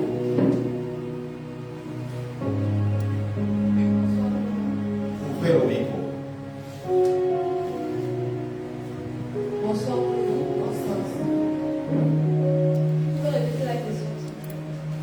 Pourquoi il faut arriver 45 minutes avant le travail, l'heure réglementée, au bureau ou dans ton établissement? Ne faites pas qui est à l'école, c'est dangereux. Je vais vous donner la stratégie. Comment on fait? Pourquoi est-ce que j'arrive 45 minutes ou 30 minutes avant d'être réglementé au travail. En tant que chrétien, tu ne connais pas, tu n'as pas d'élément de réponse. Je peux dire. Pas par rapport à toi, pas pour moi. Je te dis pourquoi tu sais, dis pour moi. Que certainement c'est ça. Ok, je veux dire que c'est pour recommander les lieux à Dieu, pour prier et pour préparer la journée. Donc, Ok, on s'arrête là. C'est trop long là, après tu vas à la lumière, tu vas. Alors, je refais, certains de mes collègues pourront témoigner. Il y a maman Obama qui est là, qui peut attester. C'est pas parce que je suis dans cette juridiction, je suis en tout. Pour toutes les personnes qui connaissent Oyel, professeur du Taouyen. Alors, moi, j'étais au Manguier, j'habite au Manguier. Et du Manguier, je partais à Poix-Barrage. Je me levais à 4 h du matin, je marchais. J'avais un ami Équato. Il se posait la question comment je faisais. J'ai dit Dieu me sécurise. Je sors là, il fait nuit, je marche. Et même quand j'arrivais au bureau, le collègue était surpris parce que je relevais le collègue. Il fallait être là à 6 h. Mais moi je venais à 5 h, 1 heure avant lui, tu peux partir. Et à 18 h, je la partis. J'étais responsable d'une église. L'Alliance chrétienne à l'époque. Et c'est comme ça que je gérais ça. Pourquoi? Parce que j'ai compris que la Bible dit que je me tiens à la porte. Vous savez le fait de se tenir à la porte des ennemis. Donc quand j'arrive, c'est les ringo, rata, chatata, bon, on proclame et on prend en possession le lieu. Ça dit que tout ce que les gens ont pu faire, contre moi ça ne marche pas. Et ça fait 20 ans. Ça fait 20 ans. Ça fait 20 ans que je le fais. Donc je ne veux pas me faire plaisir à je ne sais pas qui. Quand j'étais en musée de production, à 5 h ils sont là. J'étais en Doum, le musée de Doum. J'arrive, il est 5 h, le collègue est passé. J'ai dit non, rentre chez toi. Je vais piloter les teams. Donc je l'ai fait. Ne pensez pas que je viens, c'est pour vous flatter. Je ne flatte personne, ça fait 20 ans que je travaille. Je n'ai rien à prouver. 20 ans, je n'ai rien à prouver. Je l'ai toujours fait. Les gens se sont posé la question, mais toi tu as quel problème? J'ai dit non, je suis fidèle au Seigneur. Je parle de fidélité à son poste. Il est important que je manifeste cette fidélité. Quand il y a un professeur, allez, tu es fatigué, tu appelles au professeur pour dire je ne viens pas, je suis fatigué. Non, il faut cette déontologie. Il faut savoir si tu es malade. Oui, mais moi j'aime mon travail. Vous savez, les messages souvent, le travail ne tombe pas malade. Attention, vous ne souhaitez pas que je tombe malade. Il faut faire attention. Que le petit pas tombe. Il faut faire attention. C'est parce qu'il y a beaucoup de gens là, ils savent. Je tombe jamais malade, je ne m'absente jamais. Ma femme est là, je ne m'absente jamais. Jamais. Si je me sens malade, j'ai dit je reste quand même jusqu'à midi, mais je suis malade. Monsieur, vous aussi. J'ai dit non. Il y a quoi à la maison? Ma femme au travail, mes enfants sont à l'école. Je ne fais pas à la maison seul. Il y a quoi à la maison? Non, laissez-moi, je travaille. 13 h, 14 h, je vais partir. Ok. Je pars. Quand je pars, ils savent. Quand je dis je suis malade, personne ne peut me poser la question. Ils savent que le type là, en fait, il ne faut pas la blague. S'il dit qu'il ne se sent pas bien, vraiment ce gars-là. Quand je suis en congé, les gens pleurent. Quand j'arrive, ils sont contents. Ah, monsieur arrive, monsieur. Demandez à ceux qui sont au travail quand je suis absent. Demandez-leur. Vous qui êtes ici, vous savez où je travaille, allez demander à mes collègues. Ils vont vous dire, pour la voiture, ils vont vous dire. Donc c'est très important sur la planification personnelle quotidienne. Il faut planifier vos vies. Ne vous baladez pas n'importe comment. Le téléphone dit, oui, Marco, on dit quoi? Il y a un show là-bas. Toi, chrétien, tu improvises. Non, mais tu as un problème. Tu as une instabilité telle que... Non, la Bible parle de ces choses, il faut faire attention. On t'appelle, c'est pas prévu parce qu'on te dit il y a un show, mais tu es chrétien. Est-ce que c'était dans ta planification que tu devais partir? C'est vrai que dans la planification, il y a le facteur imprévu. J'en parlerai à la conférence. J'en parlerai. Il y a aussi ce qu'on appelle la planification familiale. La planification familiale, c'est l'ensemble des moyens et des méthodes pour réguler les naissances. Aujourd'hui, peu de femmes aujourd'hui ont une planification familiale. La plupart des enfants qu'ils ont, c'est des accidents. Oh non, c'est un accident. La plupart des enfants que les enfants, c'est des accidents. Oh non, c'était un accident. Mais mon frère, le blanc planifie. Pour avoir l'enfant, il prépare la venue de l'enfant. L'enfant est un projet. Ne pensez pas que l'enfant l'enfant doit venir. Non, l'enfant est un projet. Professeur, c'est un projet. On ne fait pas les enfants parce qu'on veut faire les enfants. Beaucoup d'enfants sont misérables parce qu'ils sont venus sans qu'on leur a désiré. Ah non, c'est un accident. Oh, et puis l'enfant vient te dépasser. Ah, mais toi, tu es né par accident. Tu dis ça à ton fils qu'il est né par accident ou ta fille. Mais c'est normal que tu vois tous ces problèmes qui sont joués. Donc, sans si, il y a une planification. Peu de personnes dorment. Toujours, on fait des enfants, et puis tu auras 15 enfants, tu ne sais plus comment les gérer. Il faut les planifier. Mais on parle de ça à l'église. Vous n'avez jamais entendu ça. Moi, aujourd'hui, vous entendez. Alléluia. Alors, les types de planification qu'on distingue, généralement à plusieurs niveaux, il y a la stratégie. Stratégie dans la planification, je vais passer, il y a la tactique. Alors, je vais parler de ça, je vais revenir sur ça demain. Il y a les types de planification. Donc, on distingue généralement plusieurs niveaux. Il y a la stratégie, il y a la tactique. Et il y a un type de planification opérationnelle que je veux parler et je parlerai des outils. Je parlerai des outils nécessaires et usuels pour amener chaque projet à venir en manifestation. Alléluia. Amen. Question.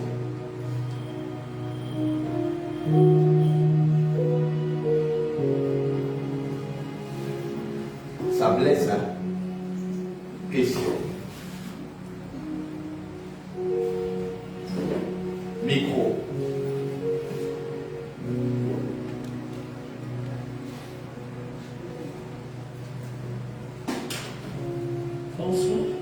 Bonsoir, comment il fait? Bienvenue parmi nous. Merci. J'ai deux questions. La première question est sur les offrandes. Les offrandes? Oui. Alors, il faudrait déjà que tu saches qu'il y a dîme et il y a offrande. Alors, on va expliquer à quoi servent les offrandes et à quoi sert la dîme et nous irons dans la parole de Dieu. Clairement. Je voulais tout simplement savoir où insérer les offrandes. Parce que quand tu nous parlais de la dîme, lorsque nous faisons la planification, nous devons en premier lieu penser à Dieu. Et nous devons privilégier la dîme lorsque nous faisons la planification. Et je voulais savoir, pour le cas des offrandes, comment on classe les offrandes, où c'est. Et ma deuxième question, c'est sur les tontines. Hein? Les tontines.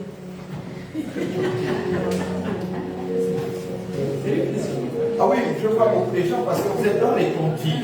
Même toi, tu es dans la tontine. Ok, vous dites amen. Hein? Ok. Oui, la tontine. Je voulais savoir, nous qui faisons les tontines, la tontine, là, on met ça dans les épargnes ou bien, je ne sais pas, dans les projets. Ok. Très bien, on peut acclamer pour sa question. Alors, je vais répondre à toutes ces questions parce qu'elles sont pertinentes. Beaucoup de personnes, en fait, ne savent même pas ce qu'ils font.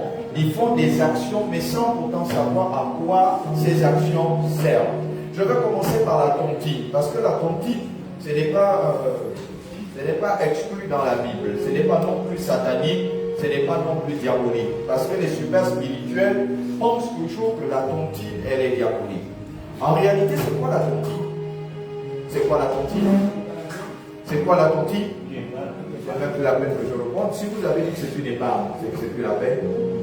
On a dit combien? Pour l'épargne, on a dit combien? 25% des finances pour l'épargne. Donc j'ai plus besoin de parler de la tontine. Je peux parler de ça. Alors il faut comprendre que lorsque nous avons des projets, il y a une discipline qui se manifeste. Et comme je l'expliquais, que la discipline, c'est l'ensemble de ce que nous devons faire. C'est-à-dire que c'est l'ensemble des lois que nous nous imposons pour pouvoir atteindre un objectif. C'est une discipline. Si tu veux acheter une voiture, j'en parle de ça. Demain à la conférence, on parlera de ça. Si tu veux acheter une voiture, avec 200 000, tu peux acheter une voiture. Je vois certaines personnes qui se retrouvent avec des salaires de 400 000, qui disent que nous n'avons rien, surtout les fonctionnaires. Il y en a deux ici, toi-même, toi fonctionnaire, elle, et toi qui est le fonctionnaire. La plupart des fonctionnaires disent qu'ils sont pauvres. La plupart disent qu'ils n'ont pas d'argent. Professeurs sans argent. Personnel de santé, enseignants. Déjà, les deux sont des enseignants. Ils disent toujours qu'il n'y a pas d'argent dans l'enseignement. Toujours. Discuter avec les enseignants, ils vont dire qu'il n'y en a pas. Oui, oui. Toujours. Amen. Mais enfants. Vous voyez certains enseignants avec les voitures. Comment ils font pour les avoir et comment ils font pour les entretenir? Or, ils n'ont pas d'argent. Écoutez-moi bien. Le fait de dire constamment que vous n'avez pas l'argent attire la pauvreté dans vous. Et vous ne serez pas capable de vous réaliser parce que même ce que vous avez, vous ne valorisez pas. Tu ne valorises pas ce que tu as. Mais comment veux-tu attirer la richesse? Si ce que Dieu, je vais parler ça demain. Je vais parler de ça demain. Je vais parler de toutes les lois. Demain, vous allez voir, ça va guérir quelqu'un. Alors nous revenons sur la dîme et sur les offrandes. Normalement, une question concerne le dîme et sur les offrandes. En tant qu'enfant de Dieu dans la planification budgétaire, on ne devrait poser cette question. Pourquoi? Parce que moi, dans ma planification, j'inclus Dieu, offrande et dîme, dans ma planification, dans mon salaire. Et dans mes autres sources de revenus, j'inclus Dieu. Quand j'ai une source d'entrée, il y a le moment où je dis, je fais quoi avec? Ça vient du ciel, j'emmène à l'église. J'investis pour l'église. Parce que ça vient du ciel, on te donne gratuitement. Il y a des gens ici, on les donne l'argent. Même le mari te donne l'argent, ou la femme te donne l'argent. Tu prends, tu mets dans la poche, tu n'enlèves pas la part de Dieu. Tu as travaillé ça à quel moment? Ton oncle te donne 10 000, tu n'es même pas capable d'enlever 1000 familles. 10 000, j'enlève le 1 dixième. Je mets, il me reste 9 000. Dans les 9 000, je vais enlever 2 000 pour Dieu. Et les autres 7 000, tu manges. C'est quoi le problème? Pourquoi on n'est pas capable de le faire?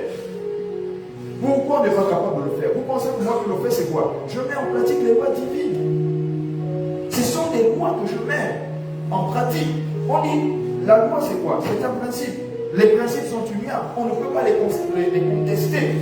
Mais elles s'appliquent sur nous. Ici, on a parlé de la loi de la pesanteur, de la gravité. On a dit que c'est une loi qui compte notre loi. C'est une loi qui compte notre loi. Il y a la loi de la pauvreté, mais comment on fait pour compter la loi de la pauvreté? Et c'est par la loi de la richesse. Mettez constamment en pratique les lois divines et ça marche, vous réussissez. Pourquoi moi il y a des gens qui m'appellent, j'ai besoin d'argent? Attends, c'est moi qui suis ton fournisseur. Évidemment, la Bible dit qu'il y a plus de bonheur à donner qu'à recevoir. Mais il faut savoir ce que la Bible dit en ce qui concerne les dîmes et les offrandes. Dans ta planification budgétaire, écrit en haut, discipline. Vous savez, hier, il y a quelqu'un qui a posé une question.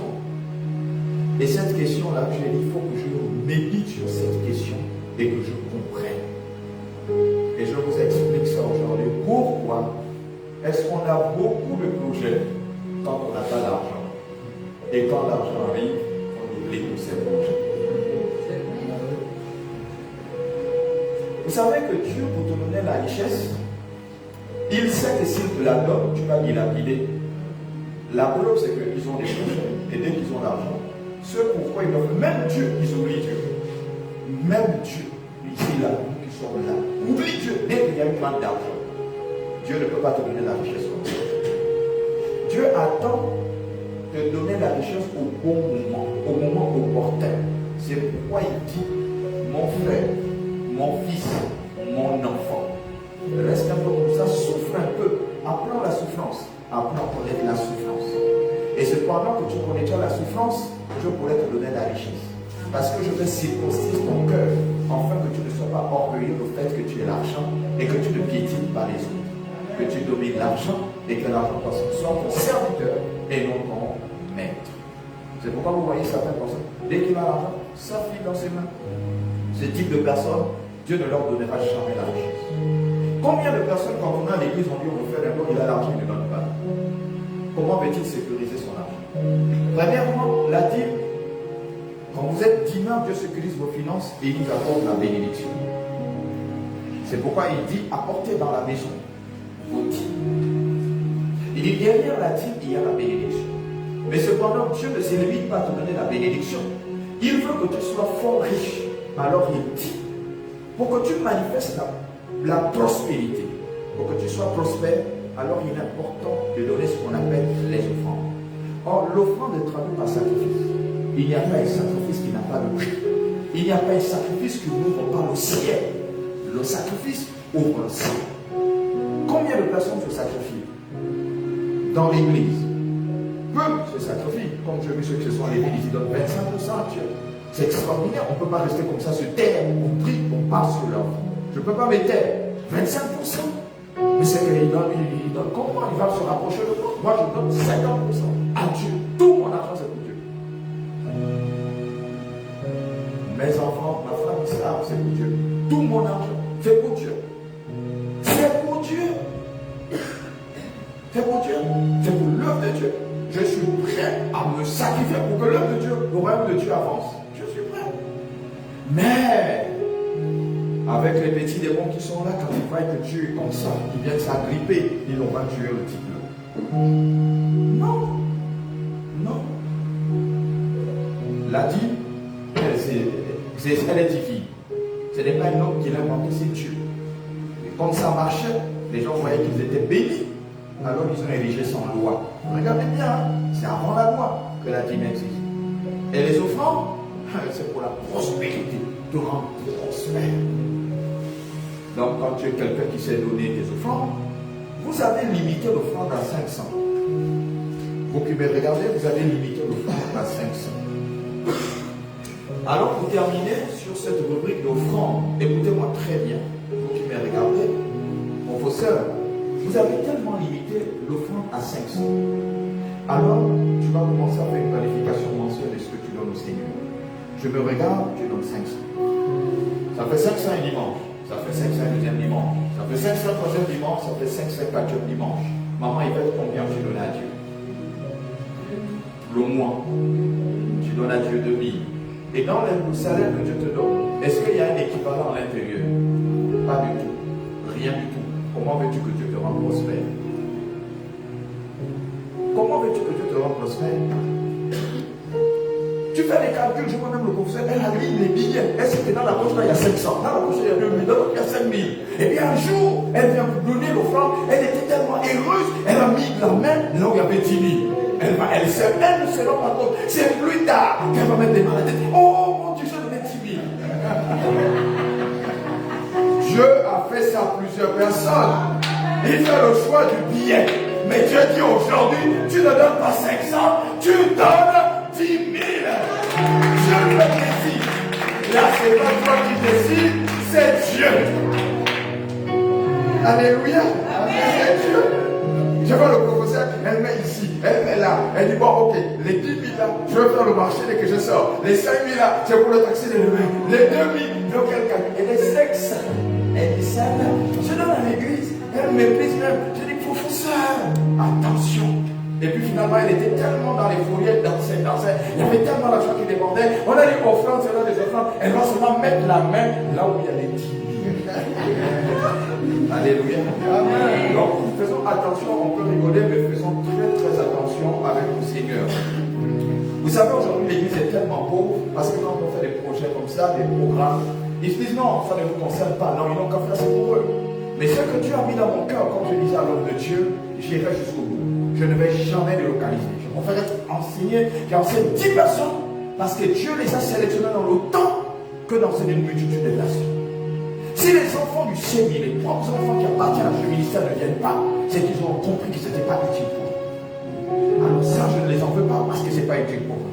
Mais je vous dis, dans 10 ans, on va se retrouver. Ça fait 20 ans que je travaille. Il y a 20 ans avec les gens avec qui j'étais à l'université et en terminale qui sont au chômage. Imaginez les âges que nous avons, 50 ans. Et tu vas faire quoi pour les 50 ans? Tu fais quoi 50 ans? Et tu es épuisé. Oh! Et il y a une formule biblique qui dit tant que Dieu n'a pas dit que c'est fini, ce n'est pas fini. Il n'a pas encore dit son dernier mot à ton sujet. Tu as 50 ans, tu as 60 ans, tu es retraité, tu n'as pas encore vécu la richesse. Dieu a dit que ce n'est pas fini, tu vivras cette abondance. Mets en place des mécanismes qui te permettront d'être toujours joyeuse. Ce n'est pas de dire je suis maltraité. Non.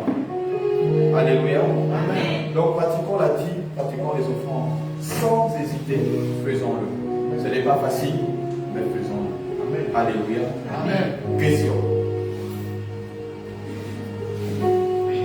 Question.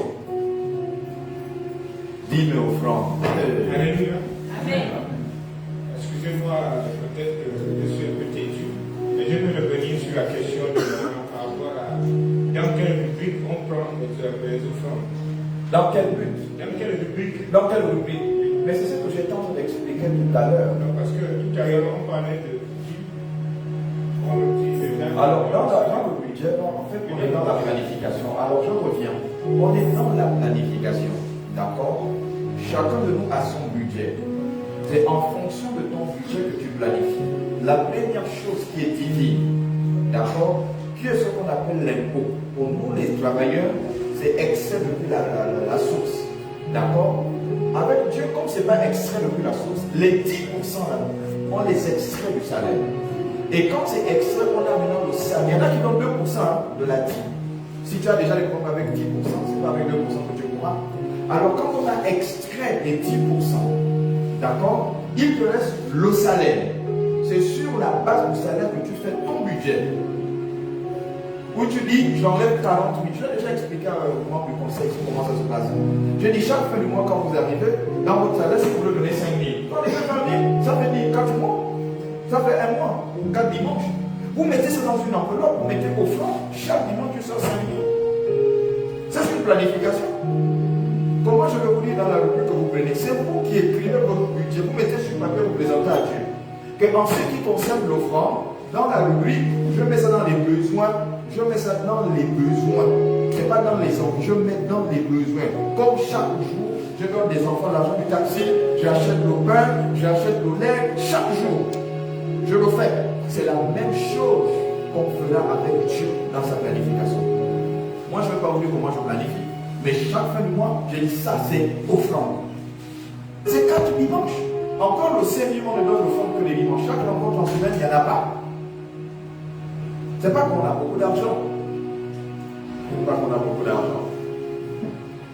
Mais cependant, la conséquence de toutes les réunions que nous trouvons par semaine, quand nous arrivons le dimanche, en réalité, on devait tout l'église chaque dimanche, il devait sortir beaucoup d'argent. Parce qu'en semaine, on ne dépense pas. Mais quand vous allez dans d'autres assemblées, petite réunion de prière, offrande. Petite rencontre, offrande. Même si vous êtes 5 offrandes. Ah, frère, vous aussi.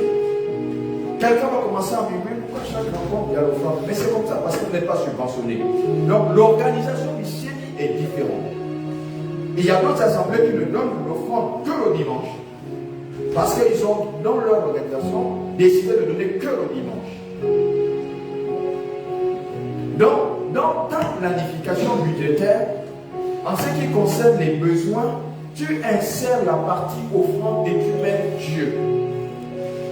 Et tu dis, chaque dimanche, je vais enlever 10 000 pour Dieu. Donc ça te fait 4 dimanches, tu mets dans l'enveloppe 40 000 à n'est pas touché.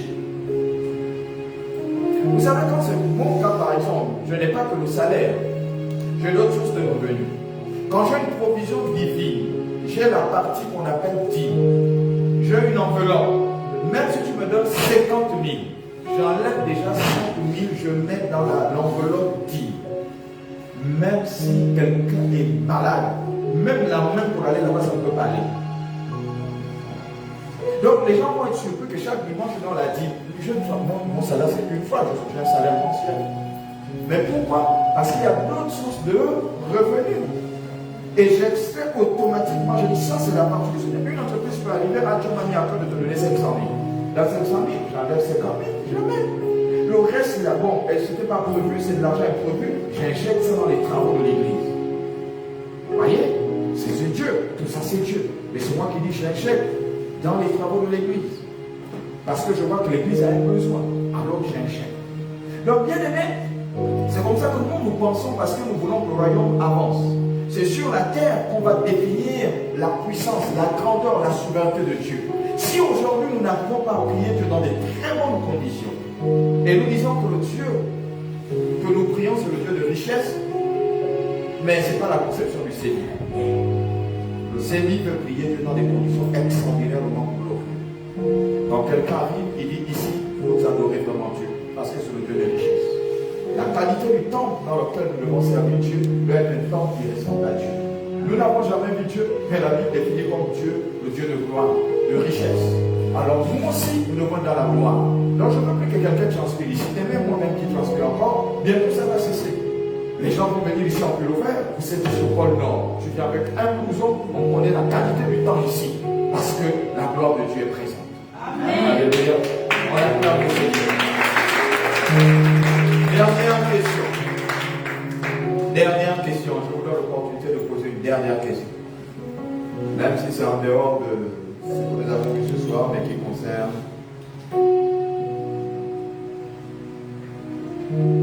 l'entrepreneuriat, les finances, la stabilité financière. Bon, vous savez poser des questions. Parce que quand vous dites aux élèves, posez des questions, vous-même aussi posez des questions. Très chers enseignants, posez des questions. Quand vous dites à vos élèves, posez des questions, vous aussi posez des questions. Donc, en fait, on va dire, je me prépare en fait pour demain, parce que je sais que demain c'est l'ultime rencontre. Donc je me suis dit, bon, toutes les questions, on va dire, que je prévois, je vais les apprendre pour demain. Mais comme aujourd'hui je... À la conférence. Oui, comme aujourd'hui je peux le faire, je vais essayer de poser quand même une question. La conférence. Vous trouverez beaucoup de personnes, hein? Je ne sais pas ceux-là. Non, mais c'est justement pour ça en fait. Alors posez la question. Donc je voudrais savoir, parce que hier, par exemple, à la fin de l'intervention du pasteur hier, il y avait, je me rappelle pas du passage, mais je sais qu'à la fin, il disait qu'il fallait allier foi et sagesse. On était toujours dans la sphère de la planification. Donc il faut allier foi et sagesse. Donc j'aimerais savoir, puisque nous sommes dans le cadre chrétien en fait, et on assimile toujours le chrétien, comme vous le disiez tout à l'heure à l'entame de votre discours, on assimile le chrétien au pauvre en fait, comme on dit, comme un rat qui est fauché comme un rat d'église. Donc le chrétien il est perçu automatiquement comme quelqu'un qui est plus ou moins rapide sur le plan financier dans la société. C'est vrai ou c'est faux? Et c'est vrai justement, mais alors ou à raison, voilà pourquoi j'étais en train de dire, est-ce que le chrétien que l'on juge, on va dire comme étant raté sur le plan de la planification financière, bien qu'il ait tous les atouts, parce que il a des enseignements mais qui ne met pas en pratique, est-ce que ce chrétien-là, par rapport, on va dire, à sa culture, on va dire sur le plan spirituel, est-ce qu'il ne se met pas en porte-à-faux, on va dire, par rapport à ce qu'il a reçu pour pouvoir sortir de la souffrance financière? Parce que je prends par exemple un exemple. Un chrétien, par exemple, où nous sommes là, nous sommes en train de recevoir des enseignements. Et hier, l'homme de Dieu disait qu'il fallait qu'on dépasse, on va dire, cet aspect-là, de recevoir sans appliquer. Parce que le but, ce n'est pas de recevoir, mais c'est de mettre en application tout ce qu'on reçoit. Mais malgré le fait que le chrétien est tout le temps enseigné, il est tout le temps enseigné, mais on va dire, pourquoi il n'arrive toujours pas à démarrer sur le plan de se démarquer ou bien de pouvoir sortir? Hier, on a parlé de l'aspect du caractère. Et effectivement, le caractère renvoie à tous ces principes-là. Mais c'est quoi finalement le problème du chrétien? En fait, moi, j'aimerais savoir, est-ce que le chrétien ne se met pas dans une position de fuite en avant pour justifier sa souffrance financière, ou bien il se croit être mort dans sa position parce qu'il est chrétien? Ici, on parle de foi et sagesse. Je sais que c'est quoi la relation en fait? Alors c'est un aspect que je voulais aborder demain à la conférence. Alors, je vais vous expliquer clairement ce que j'étais en train de dire en ce qui concerne la sagesse et l'intelligence. Lorsque vous lisez le livre de Genèse, que nous avons lu nos textes de base, 31, 33, 36, on voit Joseph qui a reçu une révélation divine, parce que toutes les révélations sont divines. Pourquoi est-ce que Dieu s'est révélé à Joseph? Dieu n'a pas directement parlé à Joseph, mais Dieu a doté Joseph d'une capacité divine. Il était capable de comprendre les énigmes, et ça c'est divin. Donc Dieu parle directement à Pharaon, et Pharaon dit, voici ce que j'ai vu en rêve nocturne, parce que Dieu dit cependant, il parle tantôt d'une manière, tantôt d'une autre. Mais nous ne faisons pas attention. Et c'est ce que nous faisons ici. Tous les jours, il y a des prédications, mais on ne fait jamais attention. Même les conseils. Aujourd'hui, il y a des gens, par exemple, qui se font conseiller dans les réseaux sociaux. C'est des coachs qui, leur vie ne ressemble à rien, mais quand ils viennent, ils disent n'importe quoi. Et vous y croyez. Ils vous font croire que tout est rose, mais en réalité c'est compliqué. Or, la vraie source d'inspiration, c'est Dieu. À l'église, on parle, mais personne ne met jamais en pratique ce qu'on dit. Alors, la sagesse, elle est divine, elle vient de Dieu. Dieu parle d'intelligence. Pourquoi l'intelligence? L'intelligence, c'est la capacité que Dieu accorde à l'homme de comprendre les choses. D'accord? Mais dans la sagesse, c'est la capacité divine accordée à l'homme pour régler les choses. Donc, tout problème est réglé par la sagesse divine. C'est pourquoi on parle de sagesse et d'intelligence. On ne parle pas de la sagesse humaine et de l'intelligence humaine. On dit divine, qui va t'amener à comprendre et à résoudre. On ne se limite pas seulement à ces deux choses. On a parlé tout à l'heure de la discipline. Et dans la discipline, on a parlé de deux choses. On a dit en réalité, la décision que nous prenons n'atteint jamais l'objectif. La décision fixe le cap, mais ne l'atteint jamais. Ce ne sont pas les hommes décidés qui réussissent ou qui atteignent leurs objectifs. Non, ce sont les hommes déterminés. Ce sont ceux-là qui sont résolus à réussir qui réussissent. C'est-à-dire qu'ils manifestent ce qu'on appelle la persévérance. Il échoue une fois, il dit je ne m'arrête pas. Il échoue deuxième. Vous savez qu'il y a des gens qui sont tenaces. Hein? Il y a des gens quand ils disent moi je veux combattre ça. Il va jusqu'à 8 ans, je ne meurs, moi je combatte ta femme. C'est ce qu'on appelle la persévérance. Lorsque tu marches au fosseur, tu as la tête, tu as tes deux membres, tu as tes pieds. Alors, ce que je voudrais poser comme question, qui est celui qui conduit le corps? Qui conduit le corps? Qui conduit le corps? D'accord. Si vous dites que c'est la tête qui conduit le corps, hein? C'est? Ok. La tête, c'est l'élément central qui va fixer l'objectif, un but. Les gens vont permettre à ce que le corps aille là où la tête veut qu'il aille. Et puis, à un moment donné, si le corps est fatigué, qui donne l'ordre au membre de persévérer? La tête va dire, je sais que j'ai mal, mais il faut qu'on avance et qu'on réussisse. Et c'est en ce temps-là que vous voyez qu'il y a ce qu'on appelle la persévérance. Amen. Et tu es obligé de réussir. Parce que la tête dit, mon ami, je sais, mais il faut qu'on y arrive. Peu de personnes comprennent ça et beaucoup échouent. Si nous comprenons ça, nous allons réussir. Demain, nous parlerons de beaucoup de choses sur la planification, c'est pas fini. Là, c'était juste des éléments basiques. Mais demain, nous allons rentrer dans le vif du sujet sur la planification de la conférence.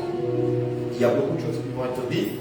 Et sur le contexte que tu as présenté là, où nous parlerons de ça de manière biblique. Et que chacun de nous soit guéri. Que Dieu vous bénisse abondamment. Amen.